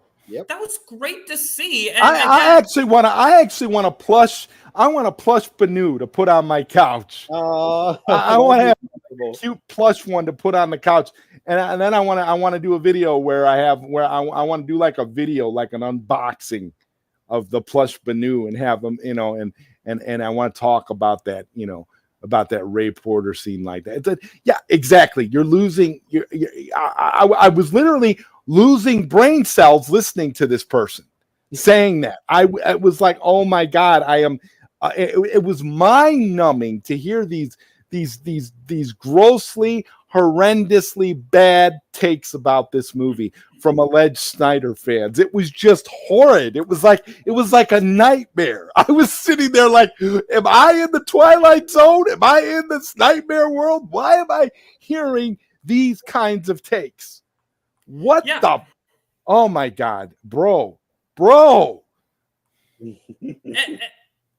Exactly, and that's the thing. You get so much more detail with Nemesis, so much more detail with Turok, and then even Titus. I just love again that sequence. The guy with the forearms. Oh yeah, but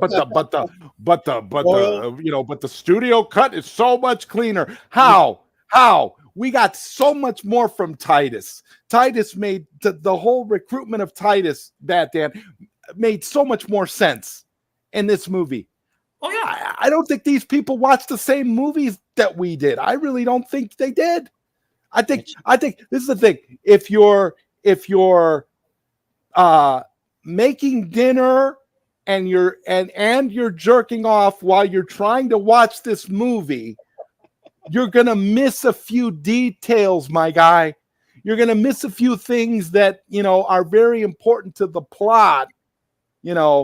And if you don't have time to watch it, Zack Snyder's films, his director's cuts, these director's cuts are like a gourmet meal. You don't rush through a gourmet meal. You take your time consuming the gourmet meal, enjoying every bite, enjoying every moment of it, marveling at the ingredients and the way it's put together and the way it's done. You take your time. That's what Zack did for us. He gave us a gourmet version of Rebel Moon, and you're telling us that the McDonald's version flowed better. Tell him, Zod. Tell him. Oh yeah, It's just crazy. I guess, Josh, what's your thought on the tightest portion of this when they recruited him? Just like I was saying, I would actually Machop is good, but I would know that character as more Godo from Mortal Kombat. But just the forearms and the savagery, you seeing what Titus, the savagery that he's involved in, but also what I don't know exactly. Maybe I feel like the scene was longer, but you just kind of it was longer, Josh. It was and longer. Because of that, what I told Brett Colbert this, the body acting. I said this in the PG cut review, but once again, I think it was so much better because it was longer. So you sat with Jimon Hansu for longer, and you just kind of see him like disheveled. He's like, leaning against the thing. Of course, they scrub him. They scrub him down. They do the whole Wolverine scene from the Wolverine movie. I can do that myself. And then enough. Enough. And so you see him, and then slowly, as he's talking with Korra, you see him become Homo erectus, a man. He's standing tall. He's becoming the general again. So that for me was something that I noticed, and just really props to Jimon Hansu for really, in my opinion, stealing the scene with that little detail of how the character is becoming more susceptible to the idea of being a rebel as Korra convinces him why he's needed, right? And then that motivates him for revenge, obviously. So I just loved the entire sequence of that. And what was the other thing? Oh, one thing I wanted to mention, the recruitment of Kai. Even I think we got more of disgusting Joss Whedon and more of the little brothel. Yes. So I was just kind of right. It was like that guy was like the real like alien scum embodiment of Joss Whedon. Yeah. You even saw him in the beginning when they entered the bar, where you see him with his little smoke pipe thingy. Like, you saw him right there. Actually he sees Gunner, and he's like, he wants to get what about the extra scene with the android woman complaining because they're supposed to have sex with the customers? But I thought of you, ZodWriter, with some of the AI stuff that you've talked to me about. I immediately thought of that. I was like, oh boy, ZodWriter's going to have a field day with that scene. That scene was music to my ears, because that's where, and even just as a side note, the whole podcast, Rebel Moon podcast, is all about how the creation of the Jimmies, and how the Jimmies started off as sex bots or pleasure bots for it. It's so just Zack Snyder, to tap into all this stuff. And it added again another level of, the Paul Verhoeven aspect to it. The same director who gave us Basic Instinct and Showgirls, and where, sexuality is an over the top kind of element here.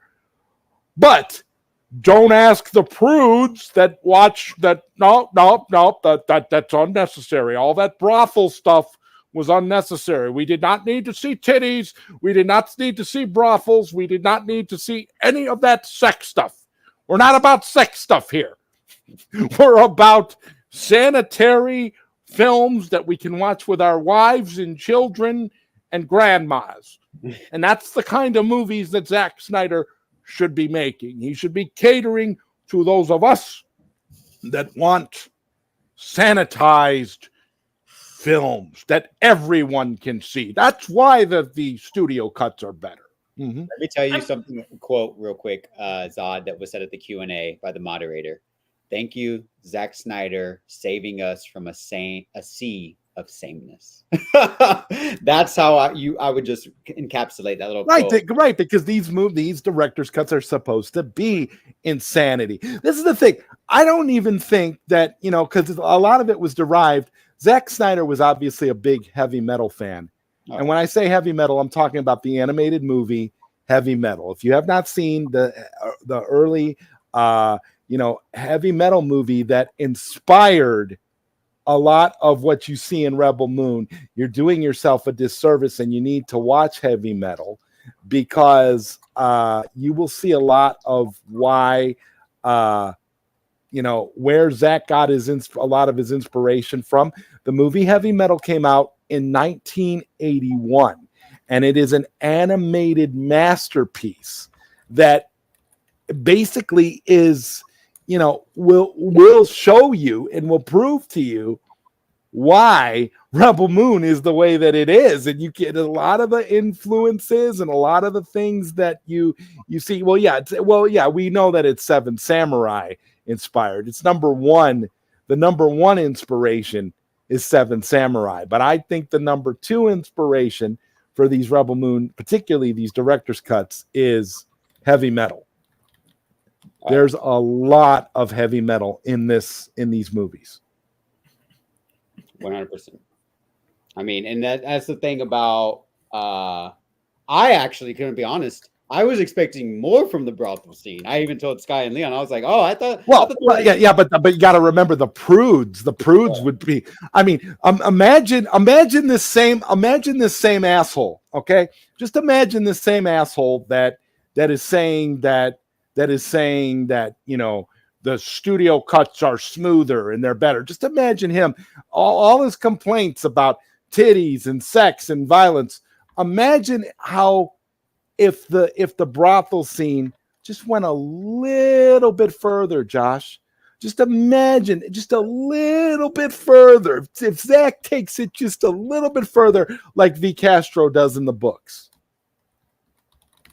Right. Just a bit further. They would have. Everybody's losing their minds. yeah.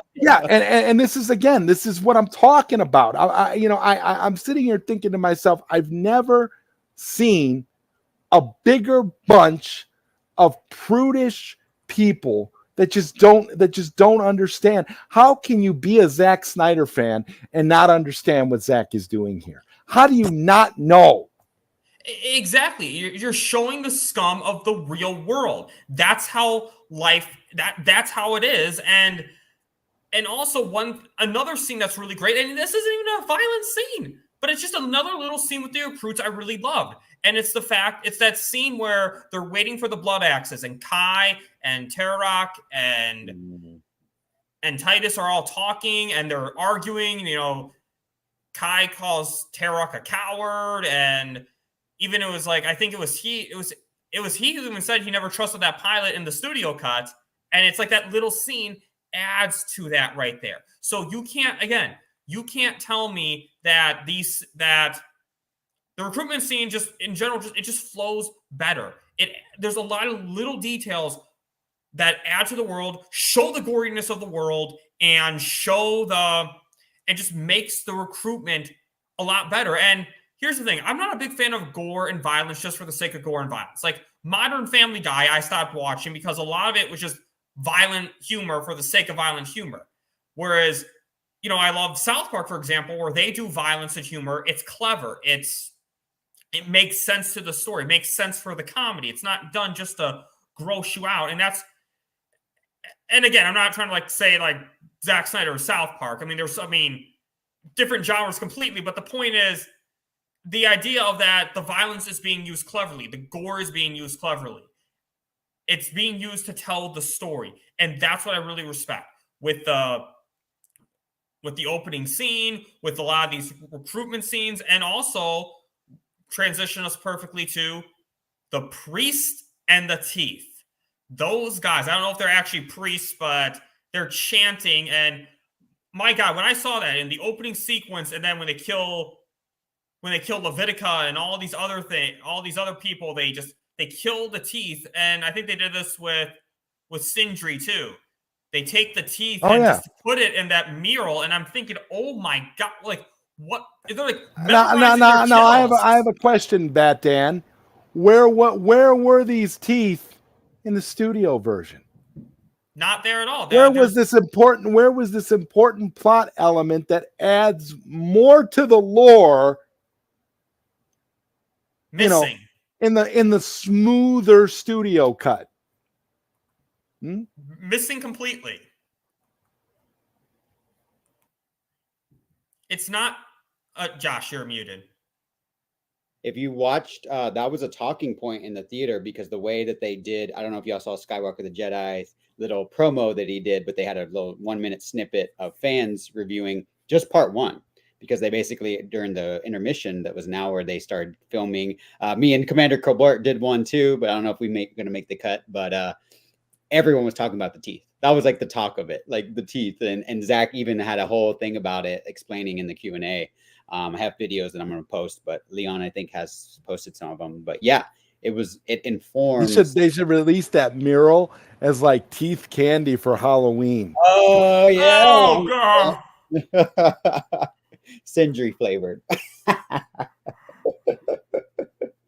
But it really goes a little, it's like a subplot, right? Because I said this in their PG cuts that I was like, there's definitely going to be more to the scribes. And sure enough, they had like a whole role, that they were doing a whole mission themselves. And this Zach talked about how it's so hypocritical because they killed Issa, but then they're like, oh, look, we worship her. We love her. She's so beautiful. Well, because they have an image to preserve. Because most of the people don't know that Balisarius and all those guys killed the king. That's the whole point. They framed Korra. They framed Korra for killing the king, the queen, and Princess Issa. So they have to keep that image alive. I mean, and honestly, I wouldn't be surprised if those priests who are doing it, I wouldn't be surprised if they didn't even know that they're fighting for the wrong side there, that the government they're working for assassinated the king. Gotta highlight Sin Havoc's earlier comment. The teeth represent souls, the stars from the old world. So but the studio cut is much smoother. It's much more squeaky clean. I can see my reflection, and I still have my teeth in the studio cut. You know what's also funny? I was watching the Bat Channel's watch party of this during this chant. You know what Corey went? He went the power of one, the power of two, the power of many. Justice for Fox, by the way. But yeah, that. No, Yes, it was very hentai. See, I know now because of the those tentacles that were sucking, that were literally sucking Noble. I know now that Zack Snyder is a Yurotsuka Doji Legend of the Overfiend fan. I know that now for a fact because of that sequence. I know. I'm like, you see, Zack could have went even deeper if he really wanted to, but he didn't. It was tame, right? Because he actually said, didn't he say that he had a hard time keeping this film under NC-17? Yes, that's why we're probably gonna, like Sin Havoc said, down the road we might get that ultimate edition that's gonna have everything but the kitchen sink thrown in there. Then you'll really get to see those tentacles go all Yurotsuka Doji. I have to say that it to me, these priests and their teeth, that whole element, there's a level of creepiness and depravity to it all. But Zack somehow manages to make it majestic and holy and very, very cultish. Yes. At the same time, but it was so well done that, again, but hey, but it doesn't flow as nicely as the studio cuts, I guess, right? I mean, and watching when the ship blows up and like seeing in the fight, the first ship blows up and you see the teeth and Princess Issa picture, you see that all burn up. That cult is dead, and it's weird that like part of you almost feels bad about it too. It's like because they're so invested in what they're doing. I mean, obviously, again, they're sick people. They're killing people and using their teeth, which is disgusting. But it's just the way it's done, though. It's just showing that in slow motion, putting that emphasis, that close up. And hey, when Bishop is freaked out by priests, something is wrong. It's creepy when the priests freak out Bishop. That's a different kind of priest, yeah. Scribes. The scribes always remember. described. Remember. But again, this was like just a cool little thing right here that just adds a little bit of extra lore to the movie, to the universe. And as I've said, it just takes a few extra bits to totally change the story. And what also changed the story a lot too is just extra scenes of Korra's flashbacks. There was one scene I really loved in the director's cut that wasn't in the studio cut. I mean, I think it was briefly in the studio cut, but it's such a small little segment of it that I barely even counted. But when she's talking to the king, about Princess Issa, and that scene where Korra's saying how Princess Issa likes Korra, she actually smiles at times. And Korra apologizes because she's becoming too familiar, and King's like, no, don't apologize. Just showing that that scene wasn't necessary. That wasn't necessary. More carry out was. I mean that scene was so good. That scene told an entire movie. That scene told an entire movie. Just that one scene, like that whole relationship between Korra and Issa. It was beautiful.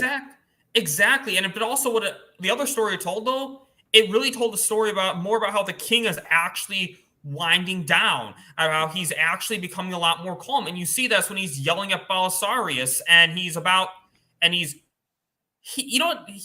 what he did, though, he reminded me of, that in Game of Thrones, there's this one ruler who's in a wheelchair, and he forgives his treacherous sister-in-law for what she did, and then it bit him in the ass for trying to overthrow him, and it bit him in the ass, obviously. And it's the same thing here. It's like, do not trust Belisarius. Kill him. Do not let him live. And of course he does. But also what it did, it changed the context of Belisarius' relationship with Korra. Because from the studio cut, I thought all along he adopted Korra to make her the scapegoat, to frame her. But I'm wondering, why is she so proud of Korra for for advancing so far, like actually looking like a proud father if he's going to sacrifice her? But no, later on, what I love, they add that this wasn't his plan all along. This was an act of desperation as the king started to calm down. And he was afraid for his own life, but he was quick to sacrifice Korra. Again, little scenes like this. Josh, your thoughts on these extra Korra flashback scenes? I mean, we get to see Korra develop, right? And Sky, great point, right? Like, we don't know. Like, we see the start of that mission with Eris, but with Korra, yeah. I mean, I loved just the extended sequence. You really, got the point. From the PG cut, we were kind of assuming when Korra picks up the gun, right? And then you can't really see it in the frame when Belisarius is, doing that but we see that it's clearly red, right? Because it's laying down. She grabs it from one of, the dead, and that manipulation that Noble does to Eris, you can feel that carried through, right? So absolutely, this scene takes place prior to what we see from Noble. Noble's scene shows just that the sadistic, like, I called Brett disgusting last night on my review because it was like in part, like, all the mother world is just like, so they relish, right? They relish in this manipulation and this like psychological, like, I don't know, just like torture. It's torture is what it is, right? So Belisarius, and I actually loved seeing more of him because I felt like it was just like a little bit in the vague, very vague in the PG-13 version. Oh yeah. I was like, is he even? That's why I said, I was like, maybe in the PG cut of Child of Fire, maybe Atticus is actually like good because maybe Belisarius isn't even there. He's just in the astral plane and there's no Belisarius. And maybe there's, the king's still alive. And now I'm like, no, fuck it. Like, Belisarius is definitely there. Belisarius is the big bad. And I believe Fry, I forget how to pronounce the actor's name, but he was in Hawkeye and Echo. It was good to see him. he's going to be the ultimate bad in the next movie or movies. So you need these little scenes to show just why we want Korra to take him out, because he was a predator. He was a predator for free. Yes, thank you, Scott. You got me. So he's a predator essentially. You know, took a child in, bent to his will, and made her something that she really wasn't. He saw something in her, right, that he could bring out with manipulation. But we know how we see Korra. You know, she doesn't want to be that when she ends up in home. See, and now you guys know how I felt when I read the book and was trying to give my thoughts on Studio Moon. Mm-hmm. Because this is all in the book. All these scenes are in the book. So you're getting all this stuff depicted in this way. And it's just kind of like so much more. So much like, if I'm going to be honest, it's like we were robbed with Studio Moon because we didn't get enough context. Think about the way that the three of us are breaking this down on a level where we're saying, oh yeah, well, we thought this, and this, because in the studio version, it's all speculation because you don't really know and you don't see enough and you don't get the context of what you're supposed to get.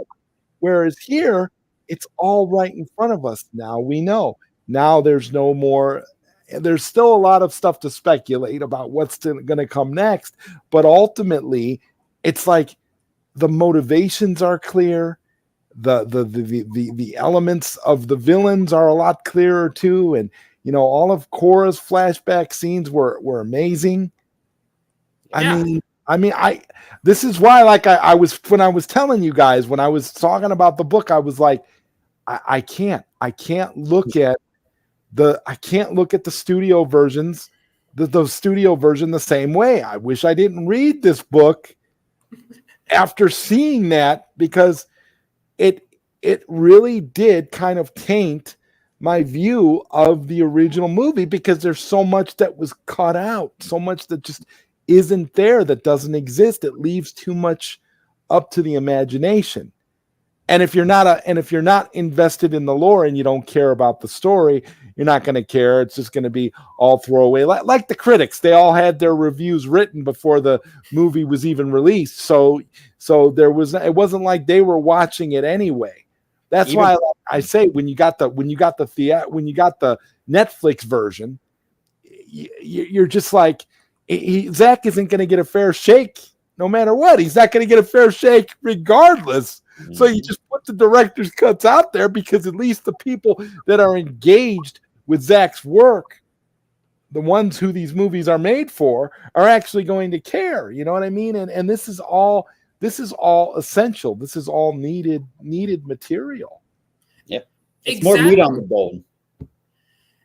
And, you know, there's one scene I really want to bring up, though, that really improved. It's just a small scene. It's just a small little extra scene, but it flowed better. Korra's escape. When they all called her out as murderer. And, like, and again, another thing from the Studio Moon Part 2 I thought was a little clunky was how she just kind of escaped and briefly went into the ship. But here, just a little few shots, extra shots of her killing some of the guards in the hallway. That little, like, few seconds, mind you, made the whole scene to me flow a lot smoother. The sequence was awesome. It was done so well. You're 100% right, Bat Dan. There was so much there, and it made such a difference, so much more impact. Like, to me, it was night and day, honestly. And it was just a few shots. Yeah. That's all it takes, though, with Zack Snyder, all it takes is a few shots. It only takes a little bit of time to add context. And we'll get into some of these other scenes later, but some of these exact scenes in the movie just change with context, and it's really amazing. And just in general, Korra, just as a character in general, I'll start with you, Josh. What's your thoughts on Korra in this movie in these two movies?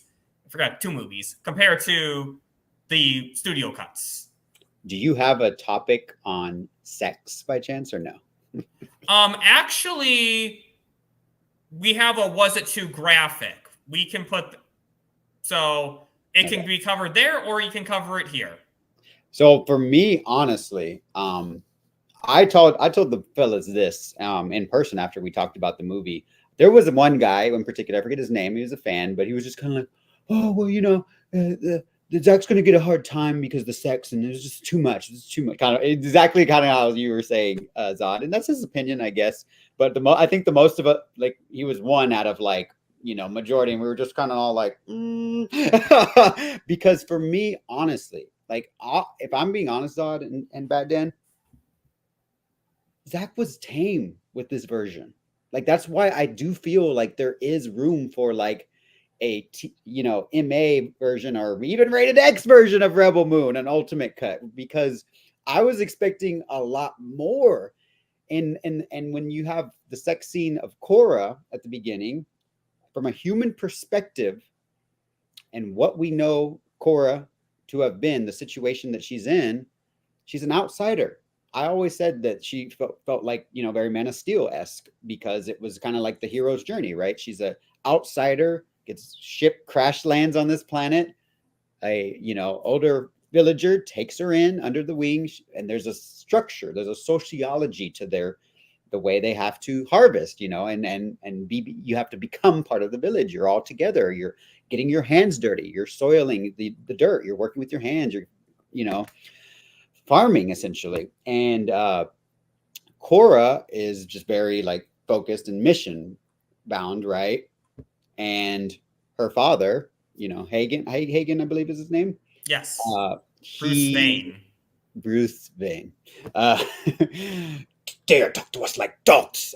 He encourages her. You know, it's like kind of like you know, women sometimes in certain societies in the past, you know, you're kind of like, you're a property. You're kind of viewed as property, and so you got to become part of a villager. So she's going, I think, through the motions in that first sex scene, and it's just kind of like pleasure. And it's not it's just like hooking up is what you said, Zod, and I think that's a great word for it. The reason why I want to talk about the sex for me is because I was shocked, in my opinion, my own personal opinion, how well it was handled. Of course it's sexy. Of course it's, you know, rated R, but it's showing you character growth, right? The beginning is a different Korra in that sex scene from what we see in part 2 with Gunner. And I talked about how I loved my two favorite characters, and they still are, Jimmy and Korra, because they have, you know, their story arcs are kind of going parallel. Jimmy is literally a, you know, if you want to say a sex machine, you know, turned to warrior, you know, he's finding his humanity. Korra, in a sense, was essentially taken in by this predator and manipulated to be a same kind of thing, an object, right? A warrior for their purposes. So the sex scenes, in my opinion, showed her becoming human. We're all human beings, right? And that's part of life. We all were born, right? Somehow, some way. Some maybe in different ways than others, but we all were born and we had to be conceived somehow, some way. Yep. But it's not just for that. There's also pleasure associated with sex, right? And so for some people, I get it. You know, sex is just too much. For me, the added sex, specifically with Korra, was beautifully handled, because that scene with Gunner is all about love, like you said, Zod. That is her opening up herself to emotion, to feeling.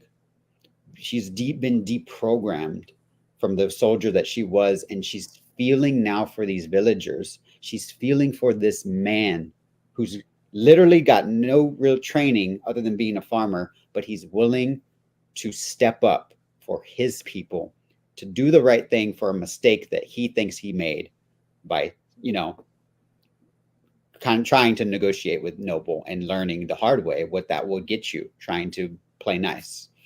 And I thought it was so, I want to just give a shout out to Zack Snyder. I wanted to say this while Sophia Botello was in the audience. I feel like I almost got picked for a Q&A question. The guy who like asked about Bane was in my row right next to Brett Colbert, and Zach pointed in my direction. I was like, you can see me filming, and I'm like, oh, because I thought he was like pointing to me, and then he pointed to someone else. But I just want to give a shout out because I thought the sex was not gratuitous. It was not unnecessary. It was necessary for this character in particular in her arc to become human again. So I loved it.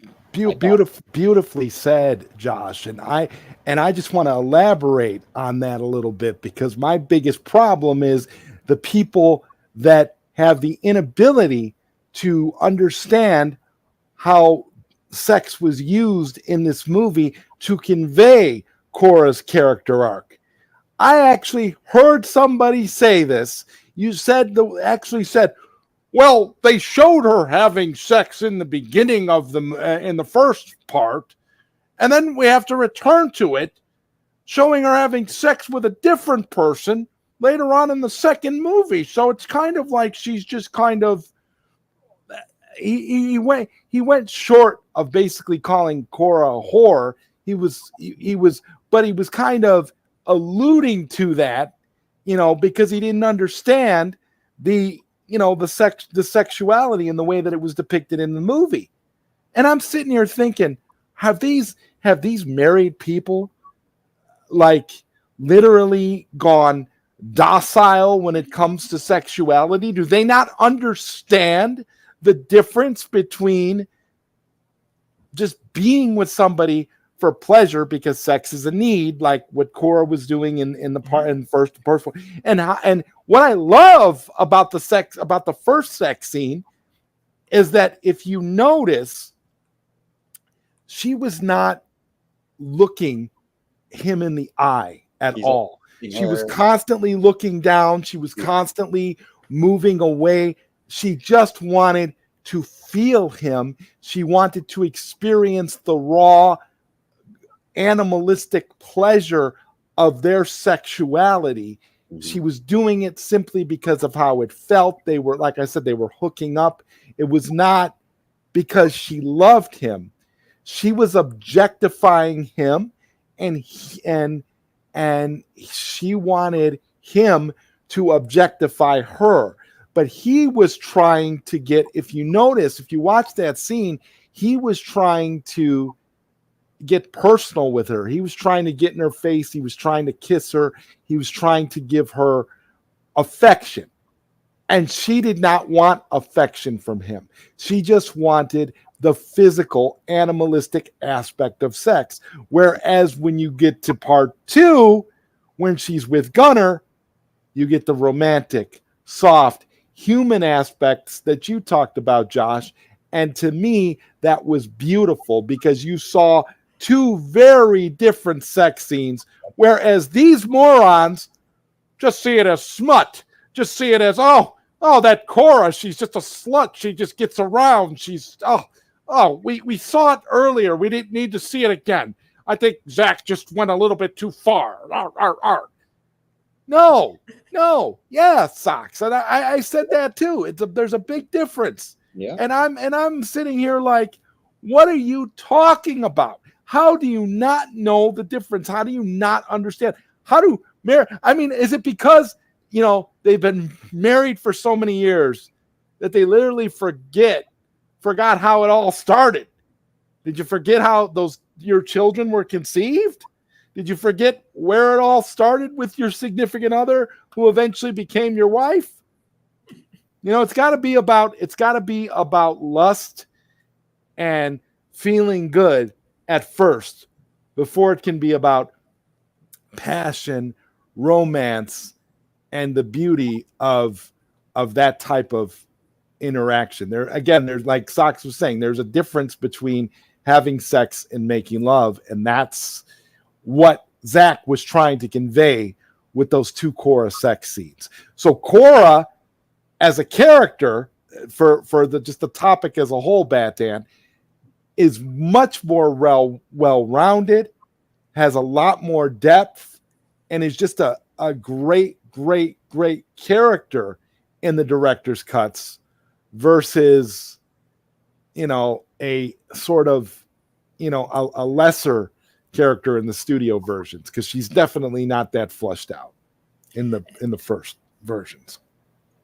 And one thing I kind of want to say too, with the again, I sort of might as well rename this topic "Horror and Sex" at this point. But with the sex scenes, one thing I really noticed though with Cora's body, there's scars on it. There's actual scars on it, and I swear, when the little bit of sex we saw in the studio cut with Gunner, I didn't recall seeing those scars. I mean, maybe if I saw again, I'd notice more. But you really see the scars highlighted, and it tells a lot more of Cora's story as a character. You wonder. The quote Joker, want to know how I got these scars? But seriously, where did she get the scars? You wonder. There's so much backstory with this character alone, exposing the full body like that. And again, here's the thing: sex is a beautiful thing, and I'm not saying this to be funny. I'm not saying this to be like, oh, ha ha, they're talking sex. We're grown-ups people, okay? It's a beautiful act between people who are passionate. That's what it is. It's a beautiful act, and it shouldn't. I mean, this is an R-rated cut. There shouldn't be something to be ashamed about. If you don't want your kids to watch it, don't have them watch it. It's really that simple. Watch the studio cuts. But no. But in all seriousness, ZodWriter, if someone has kids, that's actually good advice. Watch the studio cuts. If you have kids that you don't want to see this, watch the studio cuts. They're there for you. That's why the studio cuts are there for family night and date night and for making dinner and doing all these other things that you were doing while you were trying to watch the director's cuts of Rebel Moon, you moron. But I do want to highlight too, because I agree with you, Bat Dan, but also, since we're talking Korra as a topic, the barn scene, the freaking barn scene. Like, you're actually seeing the methodical slicing of the mother world, like down, like I was talking about. And just like her, Brett Colbert talked about how he learned from her, just watching her as a dancer, her choreography, right? We all saw a certain cameo in Deadpool and Wolverine, and that actor has a dancing background too. And you can tell by the movements that he's doing, everything's precise. Sophia Boutella is the same way in that character. So with her fighting styles in this R-rated director's cut, you're seeing the full performance that we missed, and the nuances and the whole like slices and the dices and the effects of that. So you're finding out, you're seeing more of the human that Sophia is, or Korra is, Arthaleus, in this version. And it in my opinion, once again, it doubled down for me that she is Superman of this universe. Think about it. Clark Kent, Man of Steel, you know, all his life, unsure of himself, scared of his power, right? And then slowly meeting Lois Lane, finds humanity. I want to go one step further. She's essentially a better Supergirl than Supergirl was depicted in the Flash movie, because they didn't allow Andy Muschietti to do what he wanted to do with Supergirl. So once again, Zack does it right. I believe this is who Zack would have casted as Supergirl. Okay. Yeah. Sophia Boutella. And this is what we got. We get to see that here in this universe. And it's basically, like you said, you know, juxtaposed with the Clark Kent aspect, you know, and it's so Zack is a genius, honestly. Yeah, absolutely. Kira Zor-El, Korra Zor-El. Listen, Zack is a genius. Yeah, he's odd. And that's actually a really good point. What both of you said, and again, I still just love Korra as a character. I just feel like I just love her scenes again with Jimmy. I mean, now I have to kind of remember what's actually in the studio cut, because I still love her a lot as a character in the studio cut too, mind you. But and again, the final battle will be a topic, but just the way she kind of infiltrates the Mother World ship, the King's Gaze. Oh my God, yeah. Her plans there. It shows her as a tactical leader, how smart she is. You see a lot more of that with Korra. We'll get in that. Korra Zor-El. And now there's another character that I have to bring up, and while we do that, I just got to hold on. I forgot to hold on. Let's pull up Josh actually while he's showing that. Just don't show that too often because we're going to move on to the next topic, and this is becoming a lot more awkward because I had trouble like getting the action figure basically, but we are going to move on now to Jimmy. Oh, we're moving on to Batman now. Yes, yes. And he's someone who I really love, and we'll talk about the Hawkshaws in this topic too, because the Hawkshaws are mostly tied to Jimmy. But I love that you see the Hawkshaws are spying on the rebels, and then I just love that scene. They're spying on the rebels, and then Jimmy's spying on them. It's such a twist. And then when he kills the Hawkshaws and he's about to transmit, he just wipes them out so effortlessly and kills the He does a bat fleck. Okay? He does a bat fleck. That was the equivalent of the warehouse scene in BVS. The takedown. Oh, yep. ZodWriter, looks like you were wrong again. Sin Havoc debunked you again. Or did he debunk you before? I don't actually think this is the first time. She's rumored, but we don't know. You never know. I thought she was going to be Grail. Cora Zor-El. I don't know if you know Grail, but Darkseid's daughter. Grail. Yeah, you're a real DC fan. Yeah, and Sox, I'm kind of tuning out all rumors about that right now because it's the DCU. Who cares? But anyway, back onto this universe too with Jimmy, the Rebel Moonverse. And I love the extra scenes of Jimmy, how he's like chanting poetry and just really kind of embracing, for lack of a better term, his humanity. He's really embracing his the human side that an AI is feeling, which again, I know Zod again, he loves that. He loves that stuff. And then again, he does a lot more. He fixes the ship. And then his fight scene in the battle. Jimmy is one of the greatest cinematic characters of all time now because of these director's cuts. Oh, yeah. Honestly, we didn't get anything like this in the studio versions. Jimmy was so vague in the studio versions. Yeah. And it's so funny. Like, I didn't have any of these criticisms of the studio version until I saw this version. Now it's like these criticisms I didn't have previously, I now have. And it's kind of like I'm understanding what you feel when you read the book. Because if you didn't read the book, ZodWriter, you would have been as positive on that movie as Josh and I, on those movies as Josh and I were. But now it's 100%. Yes. And just seeing Jimmy in the battle, slicing people with antlers. He actually kills people with antlers, which I'm like, damn, I'm never going to look at Rudolph or any of Santa's reindeer the same way again. Well, on another side note, we do have, a horror movie version of of Bambi coming out, and antlers are, are antlers. So antlers being bloody will probably be a big part of that too, Bat Dad. Yeah, absolutely. I guess we'll start with you, Josh. What's your thoughts on Jimmy in this movie?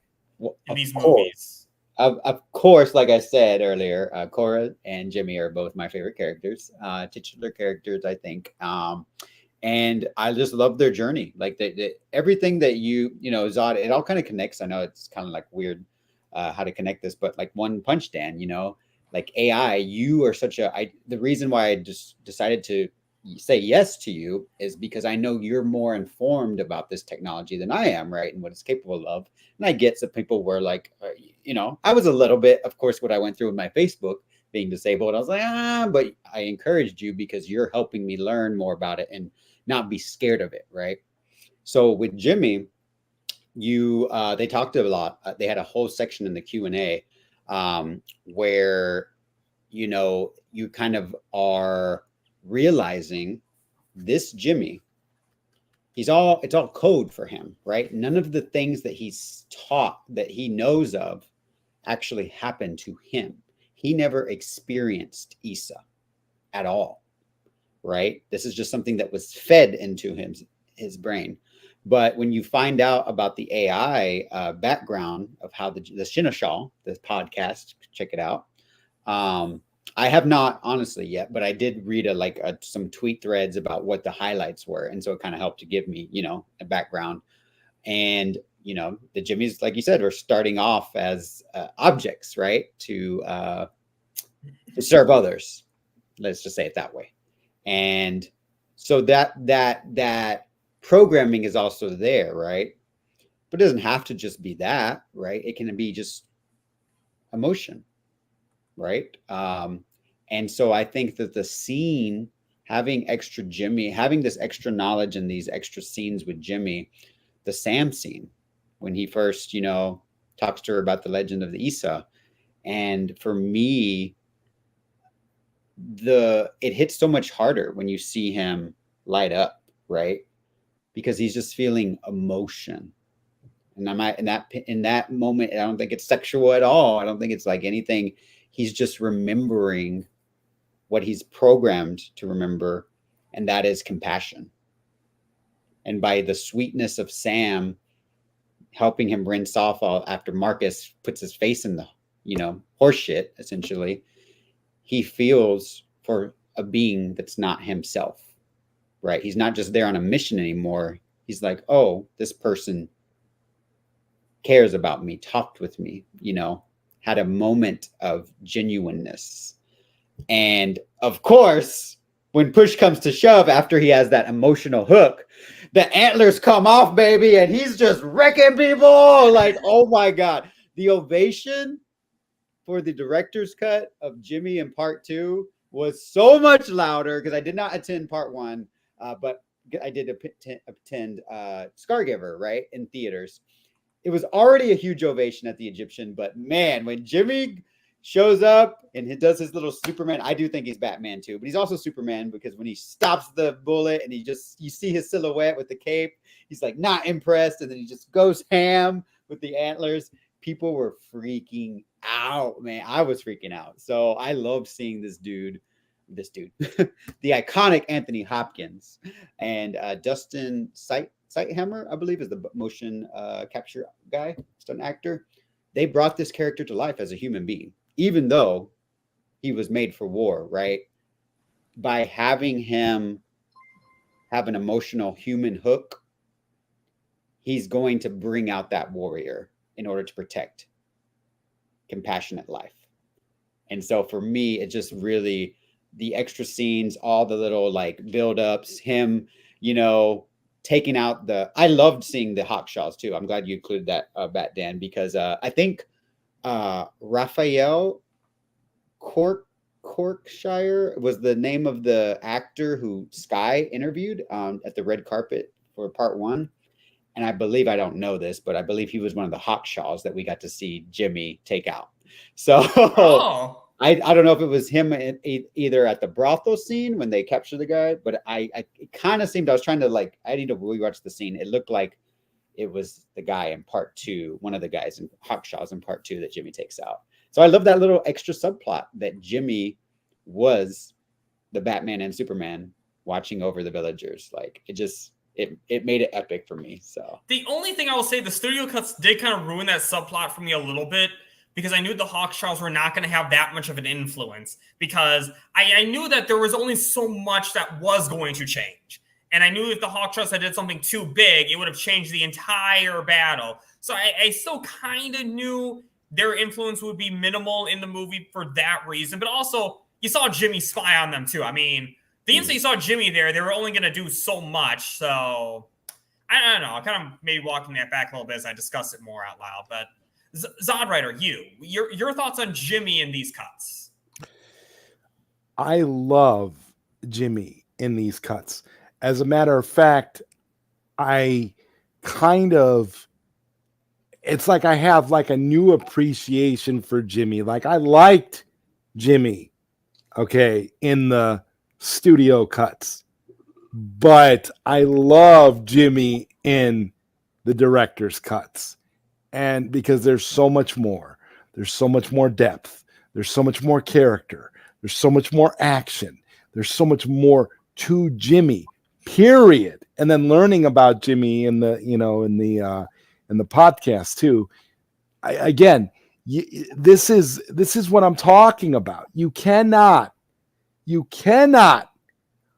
look at these director's cuts and see all of this character development, seeing this AI showing humanity on a level that you didn't get in the studio versions. You get a little bit here and there, but it is so brief and so watered down. But here you get Batfleck, you get Superman, you get Zack Snyder's Justice League rolled into one character here. Yeah. Okay. And you just are realizing just how brilliant of a filmmaker Zack Snyder is. Because I'm sitting here thinking, I was thinking exactly that when I was watching it. Oh my God, he somehow encapsulated Zack Snyder's Justice League into one character. He somehow managed to do that. I don't know how, but he did. And he did it with an AI, no less. He did it with Jimmy. And it was just so epic and majestic. I mean, you talk about a king, someone of pure royalty and majesty, and that's who Jimmy is in these cuts. Yeah. Absolutely. 100%.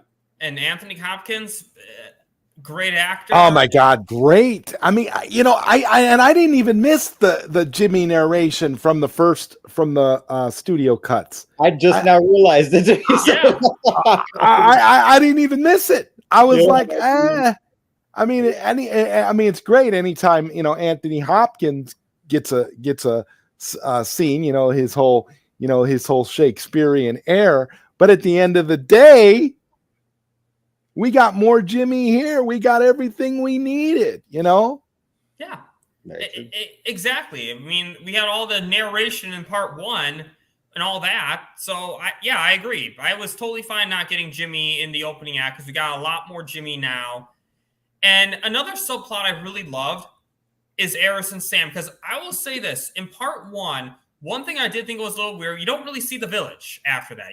Cora and Gunnar go off. You don't know what happens. And one thing I'm thinking, what happened to Eris? Because, I'm wondering this whole time. It's like, yeah, he was with the Mother World, but he clearly saved Sam. So I'm just, wondering what happens. And, again, I like seeing them actually, you see him with Sam right away in part 1. They're talking, they're bonding, they're falling in love, and kind of related, kind of not, but it's that same segment where they're bonding. You notice how they put a scene from the studio cut from part 2 in the director's cut of part 1 with pulling out the ship. I was like, wait, that wasn't part 2. And so I thought that was interesting. But I love seeing Eris. You see Eris a lot more in this. He's broken down. You feel his backstory more. He's with the Mother World because he was forced to, because he thought he was saving his family. And obviously he ended up not saving his family because of Noble not being noble. But anyways, following his word. But anyways, with that though, you see Eris struggle, and you really see how Sam's the one to calm him down. Sam is the one who can actually make him calm again. I said it just takes the right woman for a man to bring in someone getting upset. It's like we need Rebel Moon hats. Make Eris calm again. But he just needs Sam to do that. Just keep with that hat, just put a picture of Sam on there, and that's basically what you have. I love the scene where they're talking, where they're on the roof getting to know each other more, and what's Eris gonna do, and Sam's asking him to stay with her. And then the scene where Eris is stabbing the guy who almost hurt Sam, almost killed Sam, and then you get Sam putting her arms around him, calming him down again, getting him kind of sane again. The dynamic, I love the dynamic these two have, because what I love about it is it's just they're saving each other. You had Eris trying to save Sam in the beginning of the movie, saving Sam when she's about to get killed, but then you have Sam saving Eris too. It shows what Zack Snyder does with these characters, with female characters, with relationships. He doesn't have one partner weak and the other one strong. He makes them both strong within their own way, and you really see that with the Sam and Eris relationship in these director's cuts. Zod, we'll go to you next. What are your thoughts on these two in this movie? I loved how the romance was fleshed out. I loved the equality of the male female dynamic in the relationship that you mentioned, and I also just appreciated that there was more depth to their relationship in the director's cuts, because there's a lot of stuff that you don't see. There's a lot of stuff that is not really, I mean, that Eris, was interested in Sam. That Eris cared about Sam. You get that in the studio cuts, but in here, you actually get some depth. You get a whole scene where, they talk about their future, and about where the future could be for the two of them together. And it was just nice to see that. It was nice to see that depicted on film. I thought it was beautiful. I thought it was very well done, and I'm just glad that it was in there. And oh, by the way, a lot of stuff with Eris and Sam was also in the book, but not in the studio versions. So, yeah. What about you, Josh? Just real quick, Zod, since you did read the book, that's also how it happens, right? The ship gets pulled out in part 1 instead of part 2. Is that correct? Mm-hmm. Yeah, that's what I had heard. But in my opinion, having Eris, like the entire scene at the beginning that we talked about earlier with Noble, and the savagery and the manipulation that we see, that's the first time we see that with Noble from the Mother World. And of course it goes through with Korra, right? And Belisarius. Eris is a whole character, and so is Sam, right? They both have arcs where they have character development. And in my opinion, the PG cuts, they're more avatars of just like, okay, look, this is somebody who's got manipulated to be in an army and they don't really want to. And then this person is somebody who's just like a female and you have to save her, right? Korra does it, and then Jimmy does it. But she fights back too. In my opinion, Sam, with coinciding with the Jimmy scene that we talked about earlier and the compassion that she unlocks, right? She's doing it with also Eris. Because luckily Sky Yang, the actor who plays Eris, was there, and I'm so happy that he was able to experience this. Because like you said, Bat Dan, as we're going throughout the movie and we're seeing the innocence, the courtship, the pure innocence of them, just little smiles here and there as they're working, and they're, Eris is leading the mission to pull the ship out and he's frustrated. He's like, oh, I can't get to work. And she's just like, you're gonna don't worry, it's gonna happen. And then ultimately Jimmy kind of helps out, and she's like, oh, okay. So like all of these characters in a roundabout way are kind of connected. I see Korra, Jimmy, Eris, and Sam all connected in a sense. And so Eris particularly, you get that payoff in the barn in part 2, when he sees Sam she's on the ground, right, and she doesn't have her gun, and a mother, the Kryptonians coming towards him. He goes crazy and goes berserker barrage, like Bishop was saying earlier, and the theater was like, yeah. He got a huge ovation, Sky Yang, when he took out that Kryptonian. And then but at the same time, it's just he's so like, that adrenaline has him just. And so Sam has to, that compassion, she has to be like, it's okay. She has to calm the beast that was unlocked by threatening somebody that he has affection for. So I just thought it was beautiful. There's more, I think, now going forward for Eris and Sam. So much more that the story can go. Who knows? Eris could be. I had a theory. I was like, oh, maybe this is all about Gunnar. And now I'm like, okay, well, that's not the case. But maybe it's all about Eris. Maybe it's his, because we start with him. He's kind of like a central character that we meet in this version, right? and he has character growth. So I loved seeing more of both of them. Shout out to Sky Yang and Charlotte Maggi. I don't know how to pronounce her name, who plays Sam.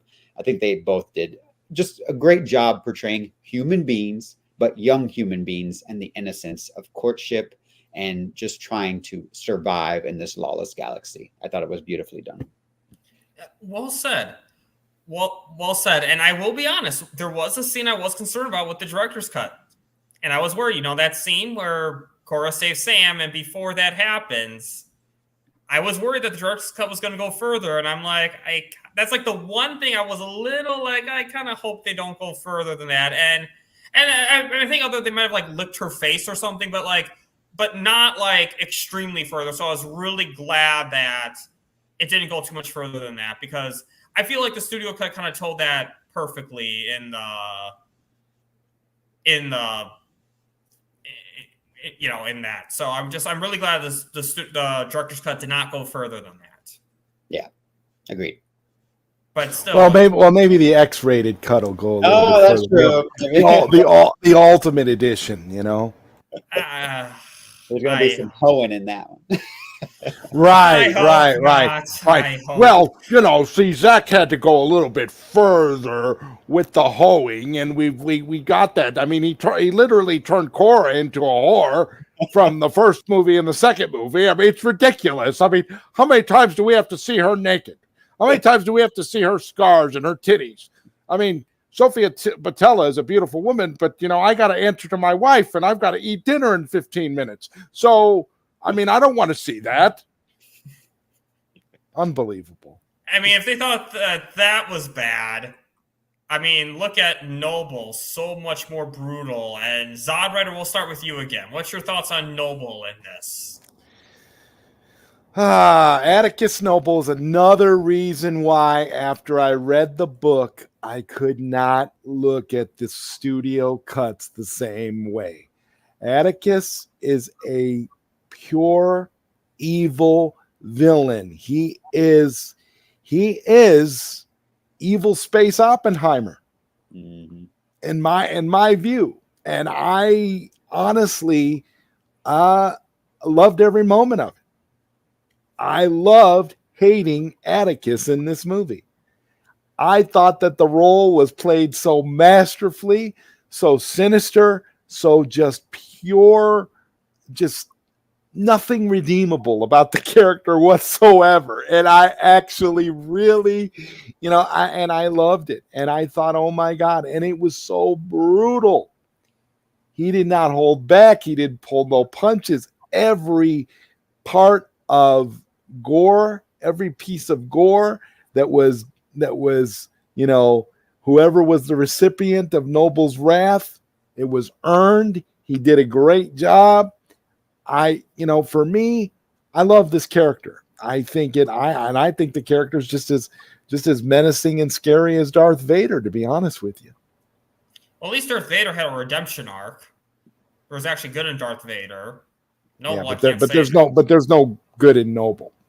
No. So not at all. And besides, Darth Vader was actually right, whereas Noble wasn't. Hashtag I stand with Anakin Skywalker. But anyway, Josh, on to you now. This dude was not lying when he told Sky and Leon, my body count was crazy, bro.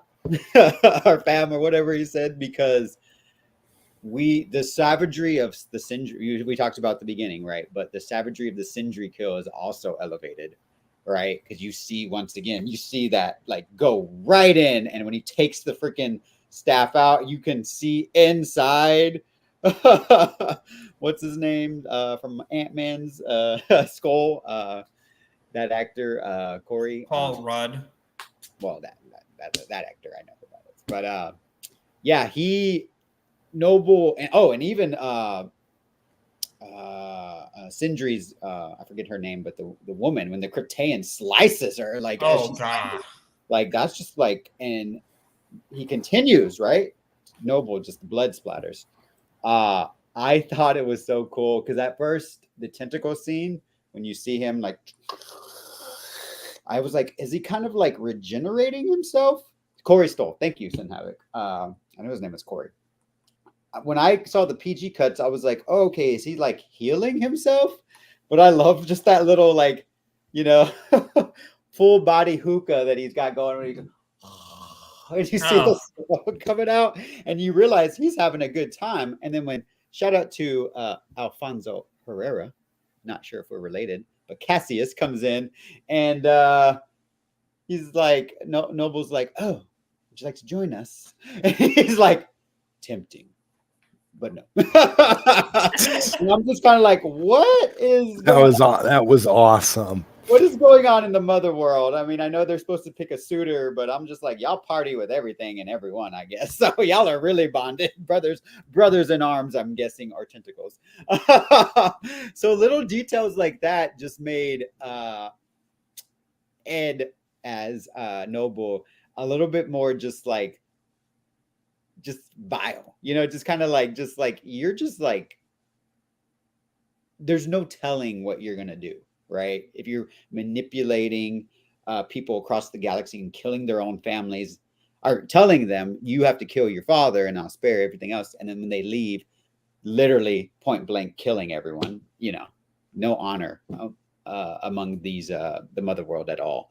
And of course, the trench scene in part 2, like, before I get to that, killing of Din, like, just because it was so awkward to me how he's like the ship door is open, right? And he's just kind of like looking at him in the PG cut, but then you see he actually like slices his throat, right, as he's doing it, and just watches as he's kind of bleeding out, and then he kind of lets him fall back.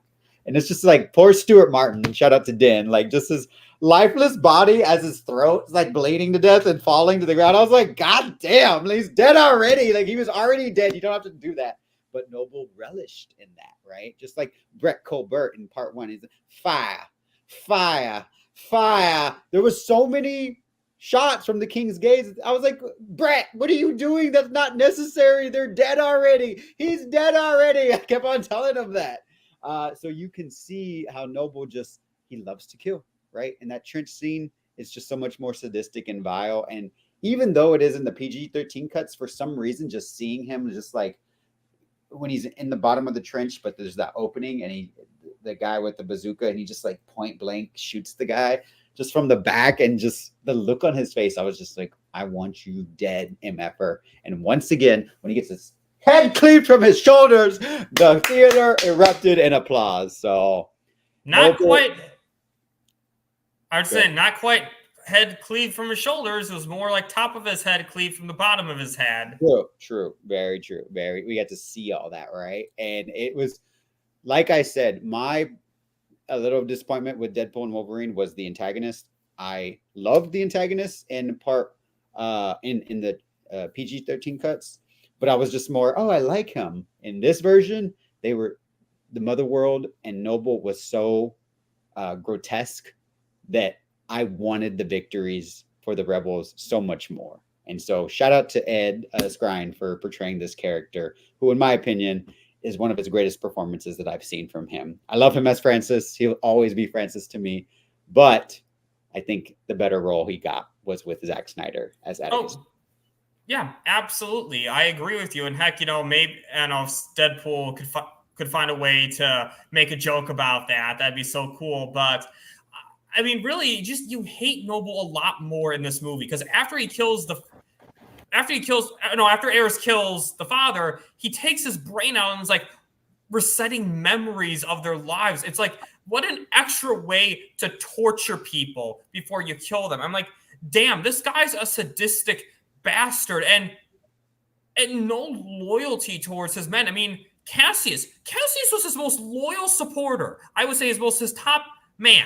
It was Cassius. He attended. Show this real quick, Dan. Okay, let me. I saw this. So it's I don't know if you can see. Sorry, my camera is blurry, but it's essentially Noble in that scene that you're just talking about. Let's see, and that's that logo. You can't see it, but it says I can. DC Studios, and he's like, "Oh, it's empty." I saw that on. Yes. I was like, yes. I had to save. It's very true. I'll send it to you. Sorry, I just was like, oh, They- I gotta show them yeah, this. no problem. But with Cassius, he was like, I'm just gonna say, it would have taken Noble just as much time, probably even less time, to let Cassius on the elevator as he's trying to escape, as it would to take his gun and shoot him in the head. After all Cassius has done for him, Noble killed his most loyal man, and that was one thing that just shows what a real evil monster he is, even with his own men. But they also made him a little bit smarter in this movie too. In part, and when we were reviewing Part 2 studio cut, I compared him to Price, she made from Star Wars Rebels, if you remember, how Price was so reckless and killed the fuel supply line, even though it ruined Thrawn's plan. Just like how Noble wanted to destroy all the grain just to kill all the soldiers and get Korra. But really, the studio cut, or the director's cut, with just a few lines of dialogue, mind you, they made Noble a little bit smarter. He's like, well, no, I mean, we're not going to get the grain. It's too late. I mean, these guys have all these tricks up their sleeve. At this point, we're better off just killing them and sacrificing the grain than losing more of our men. It was actually, they made him a lot more strategic and less short-sighted. And I'm not saying the other way was bad. I think both ways kind of work, but it's just interesting how differently he's portrayed and just the looks on his facial expressions when he's in the opening sequence, just that look, that blind, like, look. It's just, I don't know how to describe it, but he's a lot more evil in this version. And the way, again, with the tentacles, just getting a lot more spots in him, too. Like, I'm like, damn, we all have our kinks, but damn, Noble. Yep. He's SF down the street, exactly, Carly Ray. we'll get to some of these other theories pretty soon, but now now we don't really have too much to say about this scene because it's mostly the same as the studio cut, but I found it interesting how the order they placed the scene in. Because at first I thought they were skipping all these other scenes when they're at the Last Supper, because in the studio cut, the Last Supper is before and the next day they battle. No, here the Last Supper is much earlier. But I like the placement of this scene earlier because for Millis, Millis had a great scene with Hagen that wouldn't have made sense if we saw the studio cut or if this came after. Right. Like reminiscing about farming. But actually, with Millis, we did see more of her farm life. We actually saw the world a little bit too, I like that. But yeah, I mean, it was just interesting where they placed Last Supper, and I think it really served the story more, just kind of for those reasons alone. I guess, Josh, what are your thoughts on that? Yeah, I mean, I shout out Milius. Elise Duffy was there, and she actually, in her flashback scene, she looked exactly like she did in that scene from when she's on, when Ray Fisher, Cyborg himself, comes and saves her. One of my favorite scenes in Part 2. It might be, well, there's a couple actually. I was gonna say it might be my favorite, but actually it's kind of, there's a few others. But that scene that Zack Snyder posted on 4th of July when he comes from the smoke, and then Ray Fisher comes, and the background and the jets, and it's so cool. Shout out to Ray Fisher, who had a sad death. All those shots going through him in Part 1. I was just like, he's dead already. Stop. But loved seeing her just get more time to be a character as well back then. So didn't get a ton of her, but those little snippets that we did see help bond her to the cause of the rebels, right? Because she knows that what happened to her could happen to these people.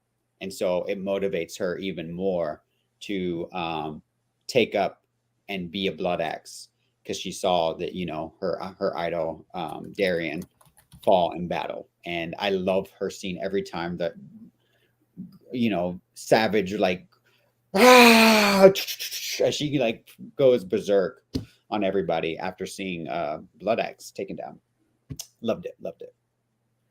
What about you, Zod? What's your thoughts about the Last Supper in this director's cut compared to the studio cuts? I gotta agree with both of you, and I love the placing of it here. It made more sense, and again, it's a testament to, again, that it's not the same movie with some additional scenes.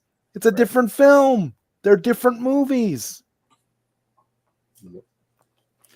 Exactly. And now, Zod, the chapter 2 battle, the big battle, the farmers versus the mother world, or the King's Gate specifically. So much doper than it was in the Netflix studio versions. So much more. The violence level made sense. The character interactions. I loved all of the, like, you know, the camaraderie. How we got to, throughout these two movies, we got to see, you know, we got to see bonding. We got to see a lot more bonding between characters. And I don't know why a lot of that was cut out of the studio version. I don't know either. It just, you miss a lot. And I guess, Josh, what about you? What are your thoughts on the chapter 2 battle in this? I mean, the mayhem was just so much more. The chaos. They blow up the barn, I believe, and I think you see people, and like I remember like being like, oh my god, like it just, you see people being annihilated essentially. And you know, the lack of care from the mother world about these people. They're dogs, right? They're just like other, and so they don't matter. And I think that scene, even one thing I do think that benefited the director's cuts is that they ended up polishing the CGI. The special effects were so much better, so that those molten blasts ripping through the bell tower, right, was just so much more chilling to me. Everything was so vivid seeing it on a movie screen. And of course the sound, like every gunshot, every blast, every explosion. When Milius takes out that turret with the bazooka, you felt it, and the crowd erupted in applause, just like it did for the Scargiver premiere that I was able to attend to. So the stakes were higher, I think, in this battle. You just felt the sense of dread and, you know, the savagery that these villagers were coming across. But ultimately, thankfully, we got that King's Gate taken down from the inside. Sorry, Brett, but, you know, Korra has to win. So shout out to Korra. Oh, and the freaking Kali. Can't forget about the Kali. You have a Kali is actually the next topic. Okay. So I'll save that. Because, yeah, definitely had to make the Kali a topic. But, yeah, I definitely feel like one thing I really love with the battle, though, is that you see a lot more of, like, just taking out the King's Gates from the inside out just made a lot more sense. The way that Korra actually infiltrates the gunship and slaughters all those people and actually destroys the bridge of the ship. I feel like it made a lot more, it felt a lot smoother than just seeing the bomb just go off at the right time and just missing the village. But also just little segments where Tarak goes after Milius and tells Titus, okay, you can cover me, but I'm going after Milius. Showing the bond of the teammates that they want to save each other and kill as little people as possible. And it just, and again, of course, Jimmy with the antlers wiping those people out. I mean, I feel like we covered kind of a lot of the chapter 2 battle with some of these characters too, but again, seeing the teeth get destroyed, just seeing like a lot more violence. But again, that's how a battle would actually look. But yeah, I found it interesting how they kind of like the Hawkshaws kind of changed some of this stuff, how they actually fight, like how they changed like the trenches. They actually did that at the last minute because they knew that the mother world knew some of their plans. So it's interesting how a lot of the context really changed with this. But and one thing I wanted to mention, that added line right after a gunner saves or shoots the tower, and he tells her, "We're not going to let you." I'm misquoting, but essentially the line, I love it, but it's like, "We're not going to let you sacrifice yourself for a lie," and that really saves her. I know we had a debate in the past for the Scargiver, where she's going to make the same mistake, right? But the added benefit of having that scene with Eris, right, shows just how more heroic of a character Gunnar is. He literally saves Cora from making the mistake that would, kill all of them. And she just thinks she's softening, right, because of Gunnar. So she just thinks, I just care about you, so I'm doing this for you. And he's like, no, we're doing this. Sorry, girl. Boom, time to battle. So shout out to Gunnar. Mikhail Huisman, I think that's how you pronounce his name. One of my favorite characters. The heart of the villagers. Exactly. And we'll start with you then, Josh. I think I spelled that right. The Kali. I looked this up. I hope I spelled that right. Yeah, I went over the Cora flashback scene, but I didn't mention the Kali. But just shows that Cora really had it in her. She's a human, right? Even though she's a little girl and she was willing to kill the murderer of her family in Belisarius, she sees a kindredness in herself in the Kali, right? The Kali seemingly was a female giant, essentially, and bound and gagged, essentially, for the Motherword's purposes. And we see that in the torture as we see the ship ripping through the universe, right? And it's kind of being analogous of being taken advantage of. So Cora feels the same way. And I think it was beautifully done, that vision that she has as she's about prepared. She doesn't want to kill the Kali, but the Kali, in a sense, is giving an astral projection. That's how I interpreted it, an astral projection, and telling her, no, all my sisters, their vengeance will be my wrath. Don't worry. We're going to do this. Do what you need to do now. We're going to take. we're going to come back. Don't worry. So I love that added scene and the lore. And Zach did talk about in the Q&A how there's a whole animated project being developed about the Kali. So I need more. Fingers crossed.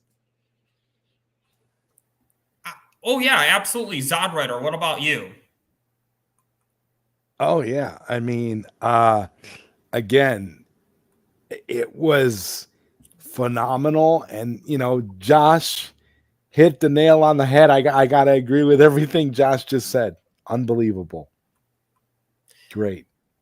And it's a little bit of cool extra lore. And I Yes. love that. Like how it makes sense how they're powering the ships. It's a cool way that they power the ships and actually makes it's an interesting power source. But I like the Kali's. She's rational. She's like, hey, I know you have to do what you have to do. She's not mad at Cora. She understands what she's doing. And of course, curse of forgiveness, like Princess Issa, she forgives her.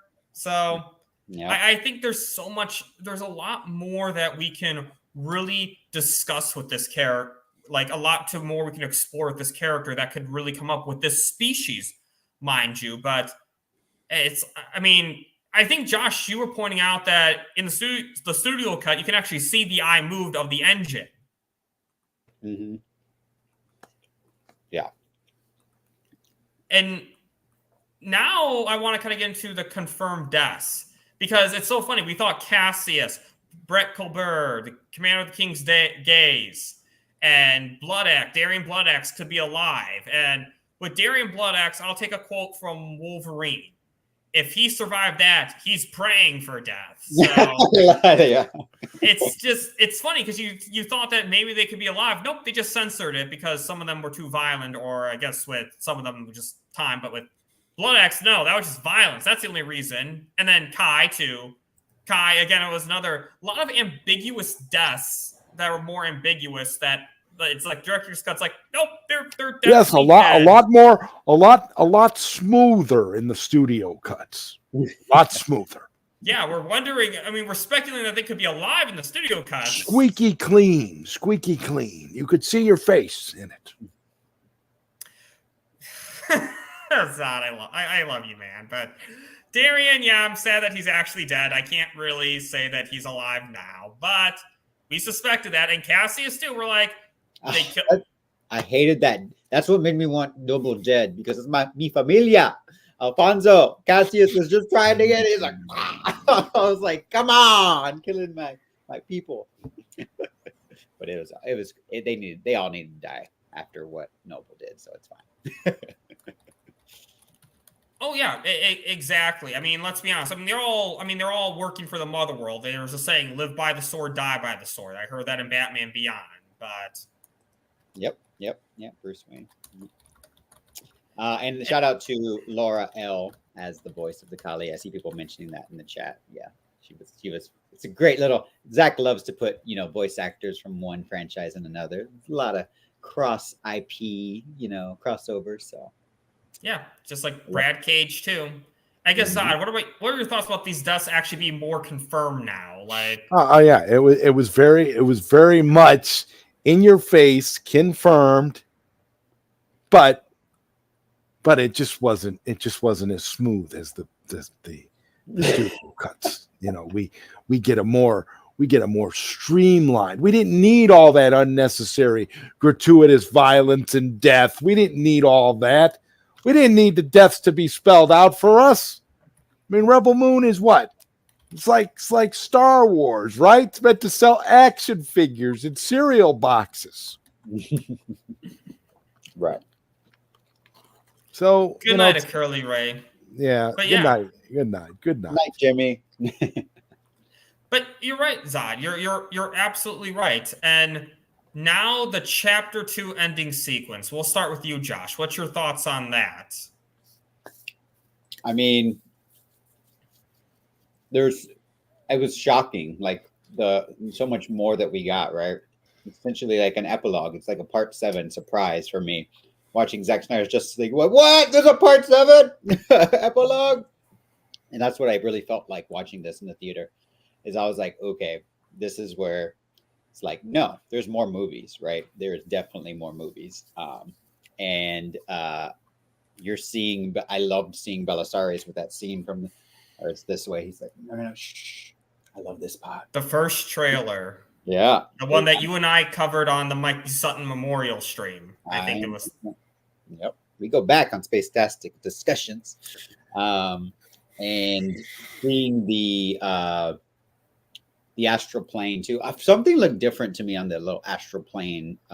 Everything with Noble. I'm sorry, the astral plane. I meant the what is it called? What's the mother world called that they're on? I forget what it's named. But the King's Gaze on the ship. Well, but with the planet that Belisarius is on, didn't they say it, or maybe not? Maybe I'm getting confused. But I was wondering what he's doing. Right? Is he just obviously he's mimicking Carrie Elwes' scene, right? With the right, and he's trying to fill that void. But I'm also like, is he rallying because he hears what happens, right? How Noble is not successful. So is he leading? Is firing up the cavalry, right, to go? That's exactly what I thought he was doing, honestly, because Belisarius is the main. It seems like he's the main bad guy of the franchise. Noble is the main bad guy of these 2 movies, but Belisarius is the overall main bad guy of the franchise. Is what it seems like right now. That could change, but it's definitely established in this movie, in this ending sequence, because again, they fail, so now Belisarius has to go after Korra. It has to stop Korra.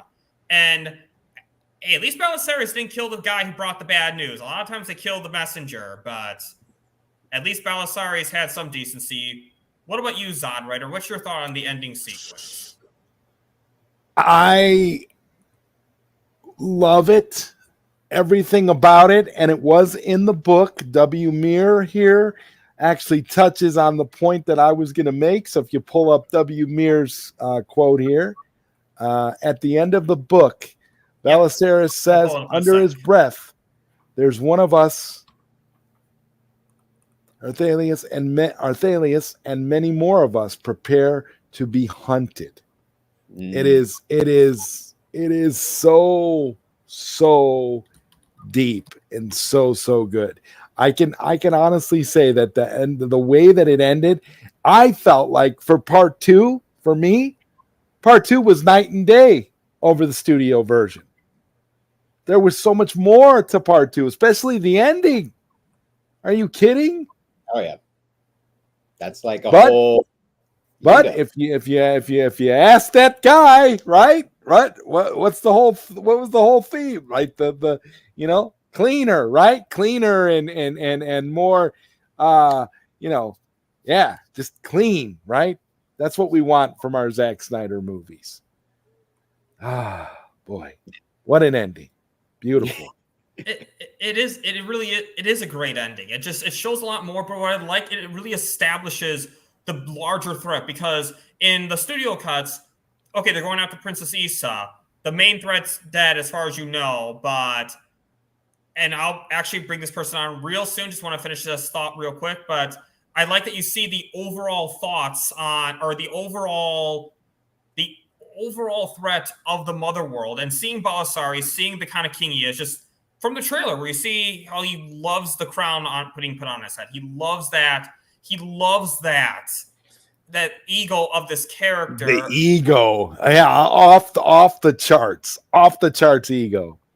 And we actually have another guest joining us real quick, right now. The guy who essentially is the leader of a good leader, though, of the Cell movement, who brought us all together to fight for the Snyderverse, to the fight for Rebel Moon, who led this rebellion. Please welcome, as I bring on Skiiwalker the Jedi. How are you, man? Yo, yo, yo, yo. Can y'all hear me? Yes. Yes, sir. I want to say much love to Bad Dan, much love Josh Herrera, much love to the homie ZodWriter. You dig? I've been listening to you guys for some time, and I just wanted to get on here and let y'all know just how much I appreciate y'all having this conversation, and you guys coming on here and letting everybody know what you guys feel about this film, and just having this discourse. And I hope y'all felt like y'all was there with us, because y'all were in spirit. And it was an amazing feeling, and I just can't wait till we can all meet up, you know what I'm saying, one of these days. But man, just much love to you guys for even having this conversation and for putting this work in. I just kind of wanted to come on here and let y'all know that. You dig? I appreciate that, Skiiwalker. Thank you so much. And you've done so much for us, so much gave us a new hope, and we'll always be thankful. Literally a new hope. Episode 4. Episode 4. Yep, from Skiiwalker even. Yep, from Skiiwalker. Yeah, man, y'all been having a great conversation, yo. Great conversation. And I just really appreciate all of this discourse. And anytime, and we appreciate you that you, in fact, see, unlike another version of fighting for the Snyderverse, you actually, the Cell movement encourages supporting Zack Snyder's other projects. That, with a certain Restore movement, Army of the Dead was just kind of an afterthought, whereas with Cell, no, Rebel Moon, you support this movie. This conversation needs to be had. This is important to support. Look, I would hope that all the people will realize by now that whenever, and I mean whenever, right, Zach is going to be involved with anything, we are going to be there to support it wholeheartedly. And we just love trying to bring you guys into these events and really make it a community thing, right? Because it is about this guy's projects, and if not for Rebel Moon being out right now, our chances of being able to complete Cell over at Netflix would be a lot harder, in my belief. So one hand washes the other, as we continue to ask for any platform to invest in Zack Snyder and his fan base. We have to make sure that us as a fan base are supporting Zack Snyder, and that way it is a financial viability for any company to be able to work with him going into the future. Yeah. Well said, Skiiwalker. 100%. Awesome.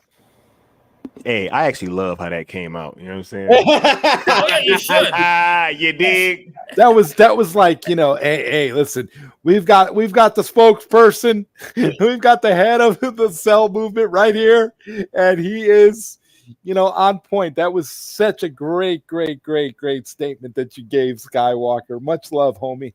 Yeah, because look, let's just be honest, y'all, right? Like, because Josh was in the building, and going to these types of events, it really puts everything into a different kind of perspective, right? Because you see the money that is being invested, bro. Like, they had a week-long event of like renting out a theater and decking it out and having all these products and stuff that you can buy, bid on, right? For the Rebel Moon Day, they had catering, bro, an open bar. You know what I'm saying? Like, they don't do that type of stuff. Like, I was just thinking about that. I can't name any other film that Netflix has put this kind of investment in. So, when I look at these people saying that, oh my God, they're not happy with the results and everything just gets spun into some kind of negative, right? When you have writers literally lying about who was there and what the demographics were. Yeah, there were no women, remember? I mean, yeah, Yep. even though there's like video evidence to the contrary, right? But no, they still try to tell you don't believe your lying eyes, right? So oh God, it will- reminds it me of a will- certain pair. It reminds me of a certain pair of shoes, but we won't go there. right? Okay, Zach's shoes were on point, right, Sky? Oh my God. On Twilight of the Gods Day, man, that was crazy. Zach. Homie shoe game was on point. I thought that my shoe game was crazy the whole weekend. Well, your shoe game was on point. So on point, in right? fact, that you were able to share.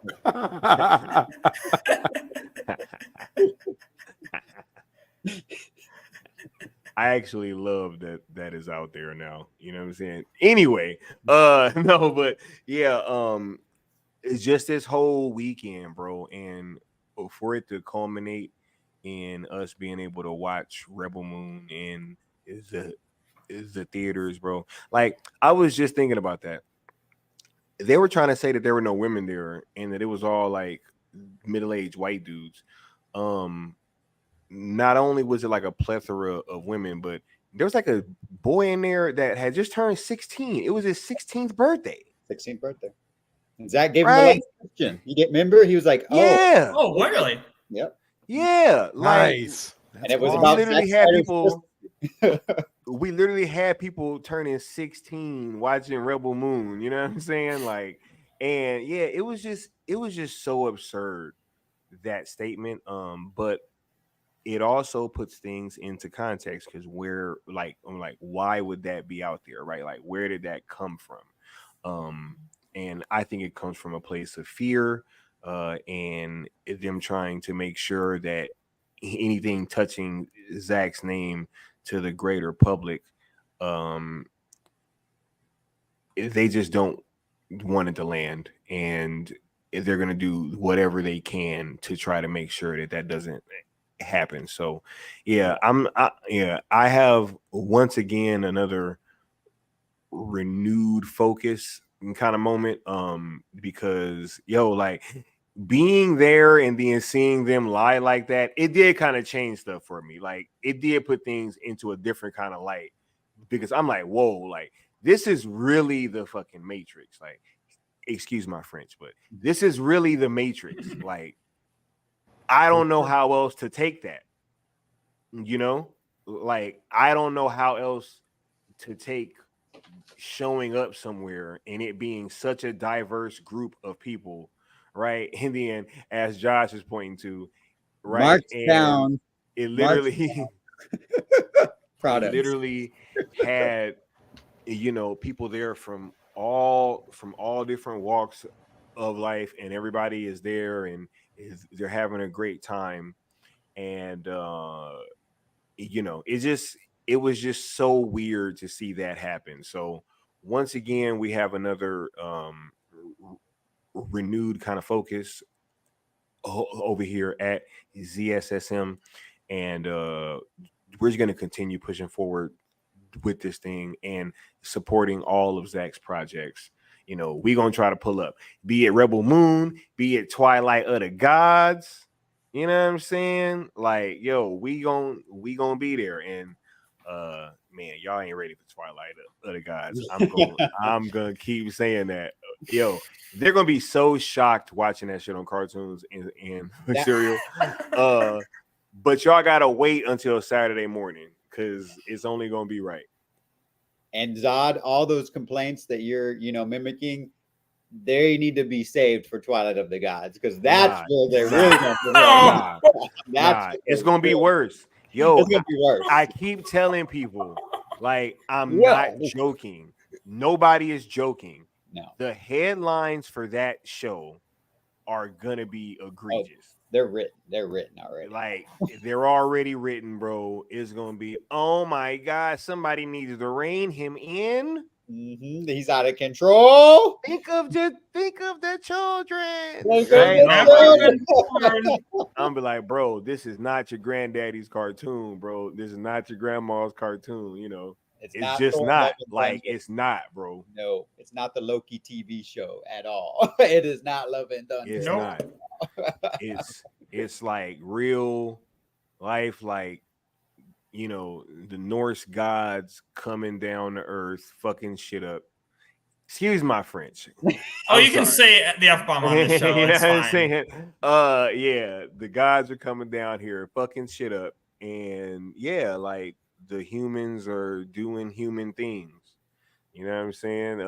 And I would just leave it at that. But it's dope though. Like, yo, I thought Blue Eye Samurai waited until it got to all that, and it was like way later in the season. This shit is in episode 1. Like, off the bat, you're seeing exactly what kind of cartoon this is going to be. God! I love it. Right? I love it. I can't wait. I mean, this sounds great, and the fact that I asked Josh about the whole connection between the ArmyVerse and the Rebelverse, and he gave that exact response. That basically tells me that I probably have something to look forward to with that, because I was going to point out, I theorized that before, like long ago, like even before Rebel Moon came out, I theorized that those two universes were going to be connected, and it seems like I may be right. Hey, we gonna see, bro. We definitely gonna see. And yeah, I cannot wait till you guys get a look at this. But look, I didn't want to come on here and spoil the conversation too much. I just wanted to kind of say my piece and let you guys know just how much that I appreciated this conversation and all of you gentlemen for what y'all been doing. And hopefully, once again, whenever we do these types of things, we trying to bring y'all there with us. And I just really hope that you guys feel that. And much love, people. Much love to you, Skiiwalker. I appreciate you. I appreciate you stopping by. Yes.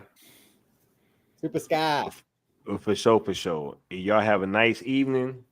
And yeah, I'm about to keep resting up. You know what I'm saying? Sounds good. Thank you for everything. Yep. Y'all be easy. Thanks. You too. Nice, Super Sky. And we're actually about wrapping up anyways, but thank you again, Skiiwalker, for coming on. I always appreciate him stopping. My God, cough. Anyway, always appreciate him stopping by, saying exactly what needed to be said. You're always, Skiiwalker, you're always welcome on this channel.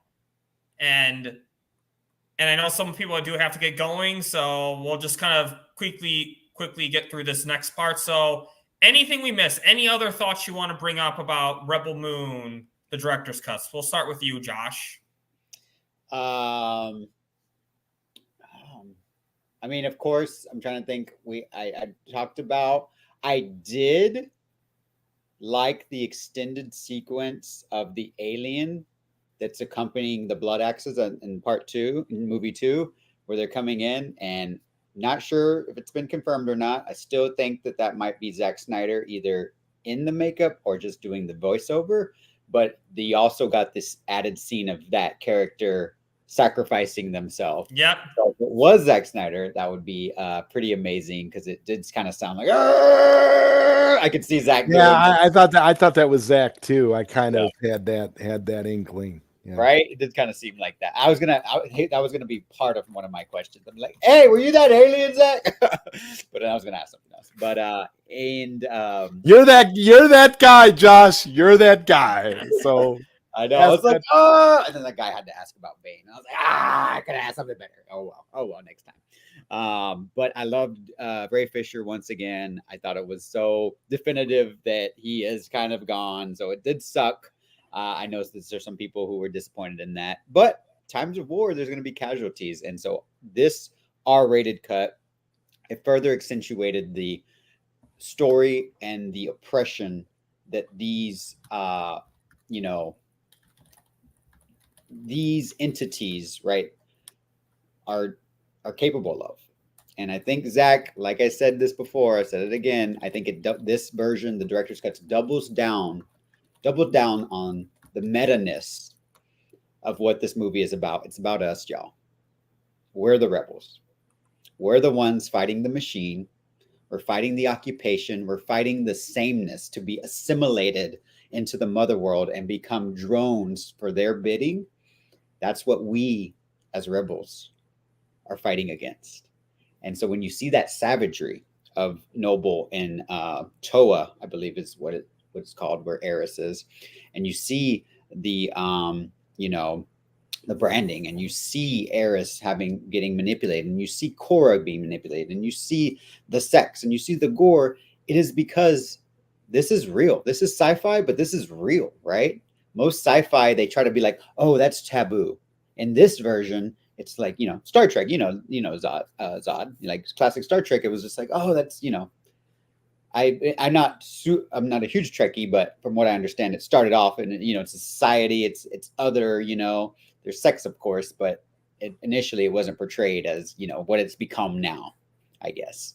And so Zach is trying to ground, this story. It's not Star Wars at all, in my opinion. It's something not in the least. Oh, nope. No. And you didn't, well, other than the Acolyte, I guess you never really see like thirst traps and all that and sex and stuff. Acolyte's not Star Wars either. Acolyte is glorified fan fiction. I would attest to that. But this was epic, in my opinion. It was so well crafted. All the details that I have missed, I will be catching in further rewatches. Right now, the party's happening. The villagers are getting ready for war.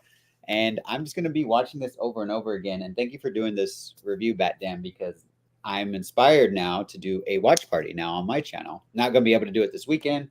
I'll be out of town with my grandfather, like I told you, Batdan. Keeping busy. I'm just going out of town every weekend, I guess. But getting rich. We'll see. We'll see. If the cards are in my favor.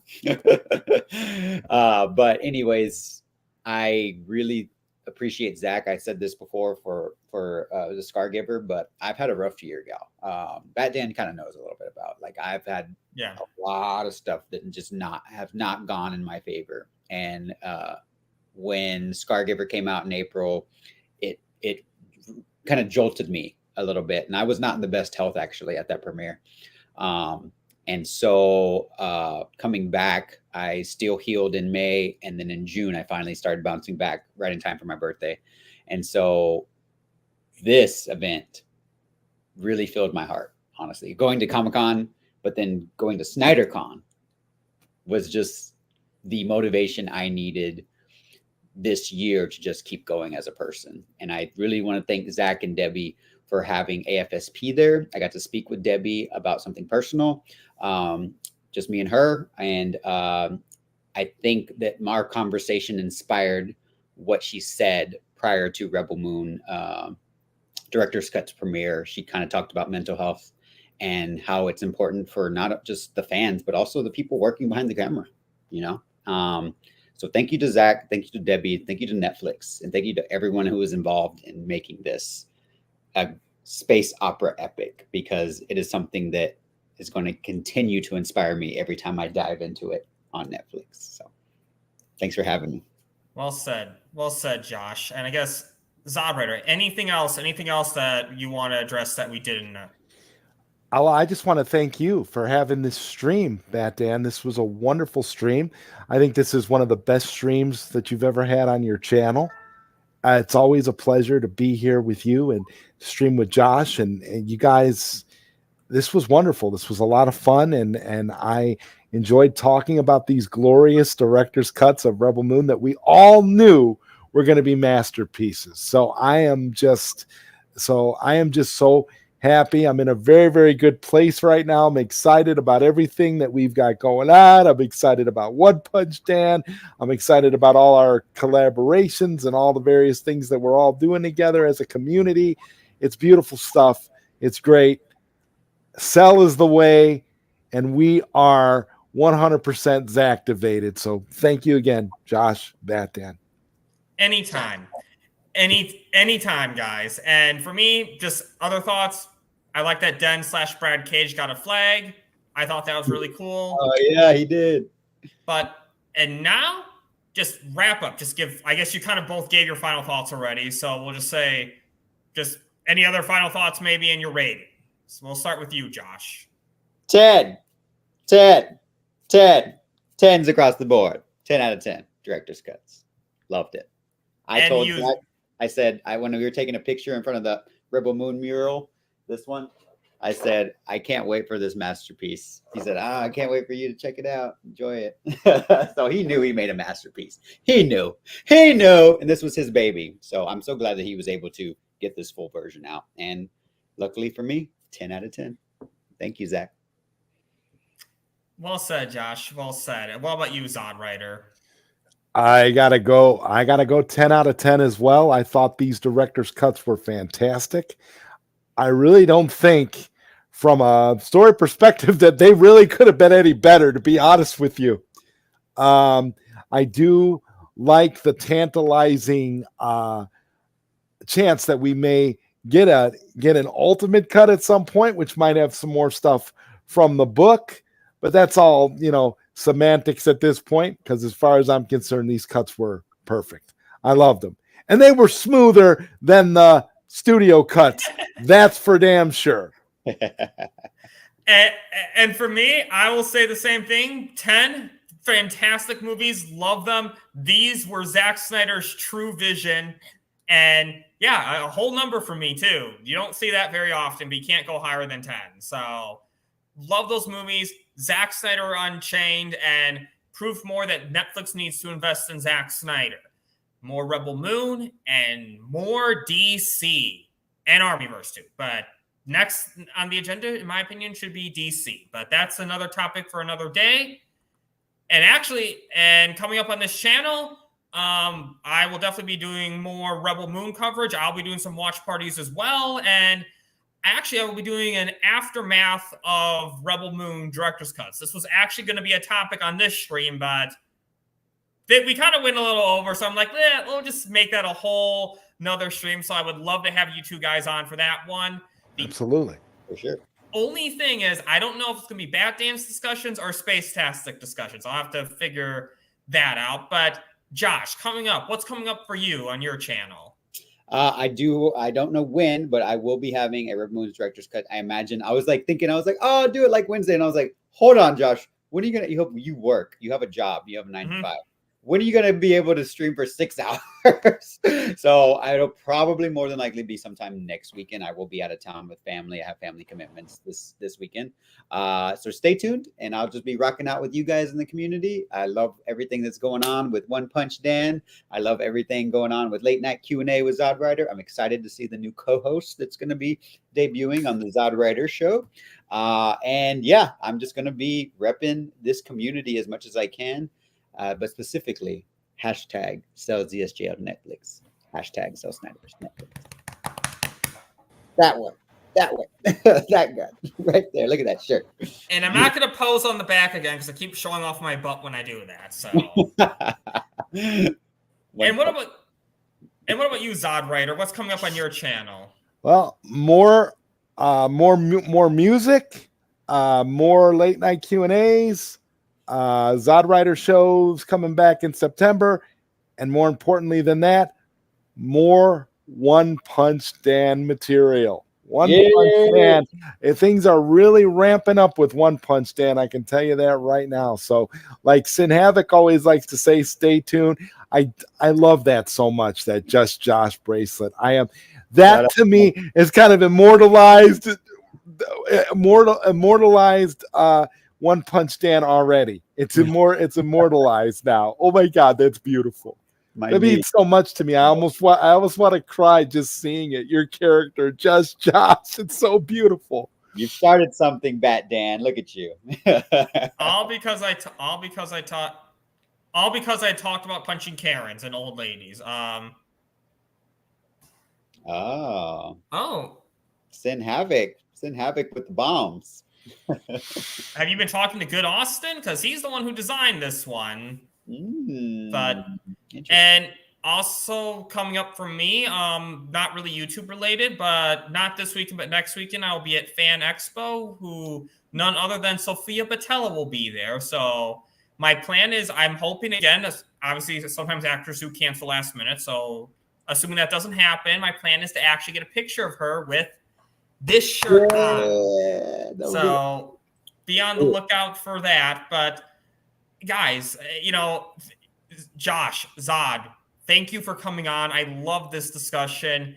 And everyone in the chat, if you liked, and replay crew, if you like this video, please like, share, subscribe, hit the notification bell for more unique takes, interesting thoughts, and great discussions such as these, great rants. And thank you guys again. Thank you, Skiiwalker the Jedi, for popping on too.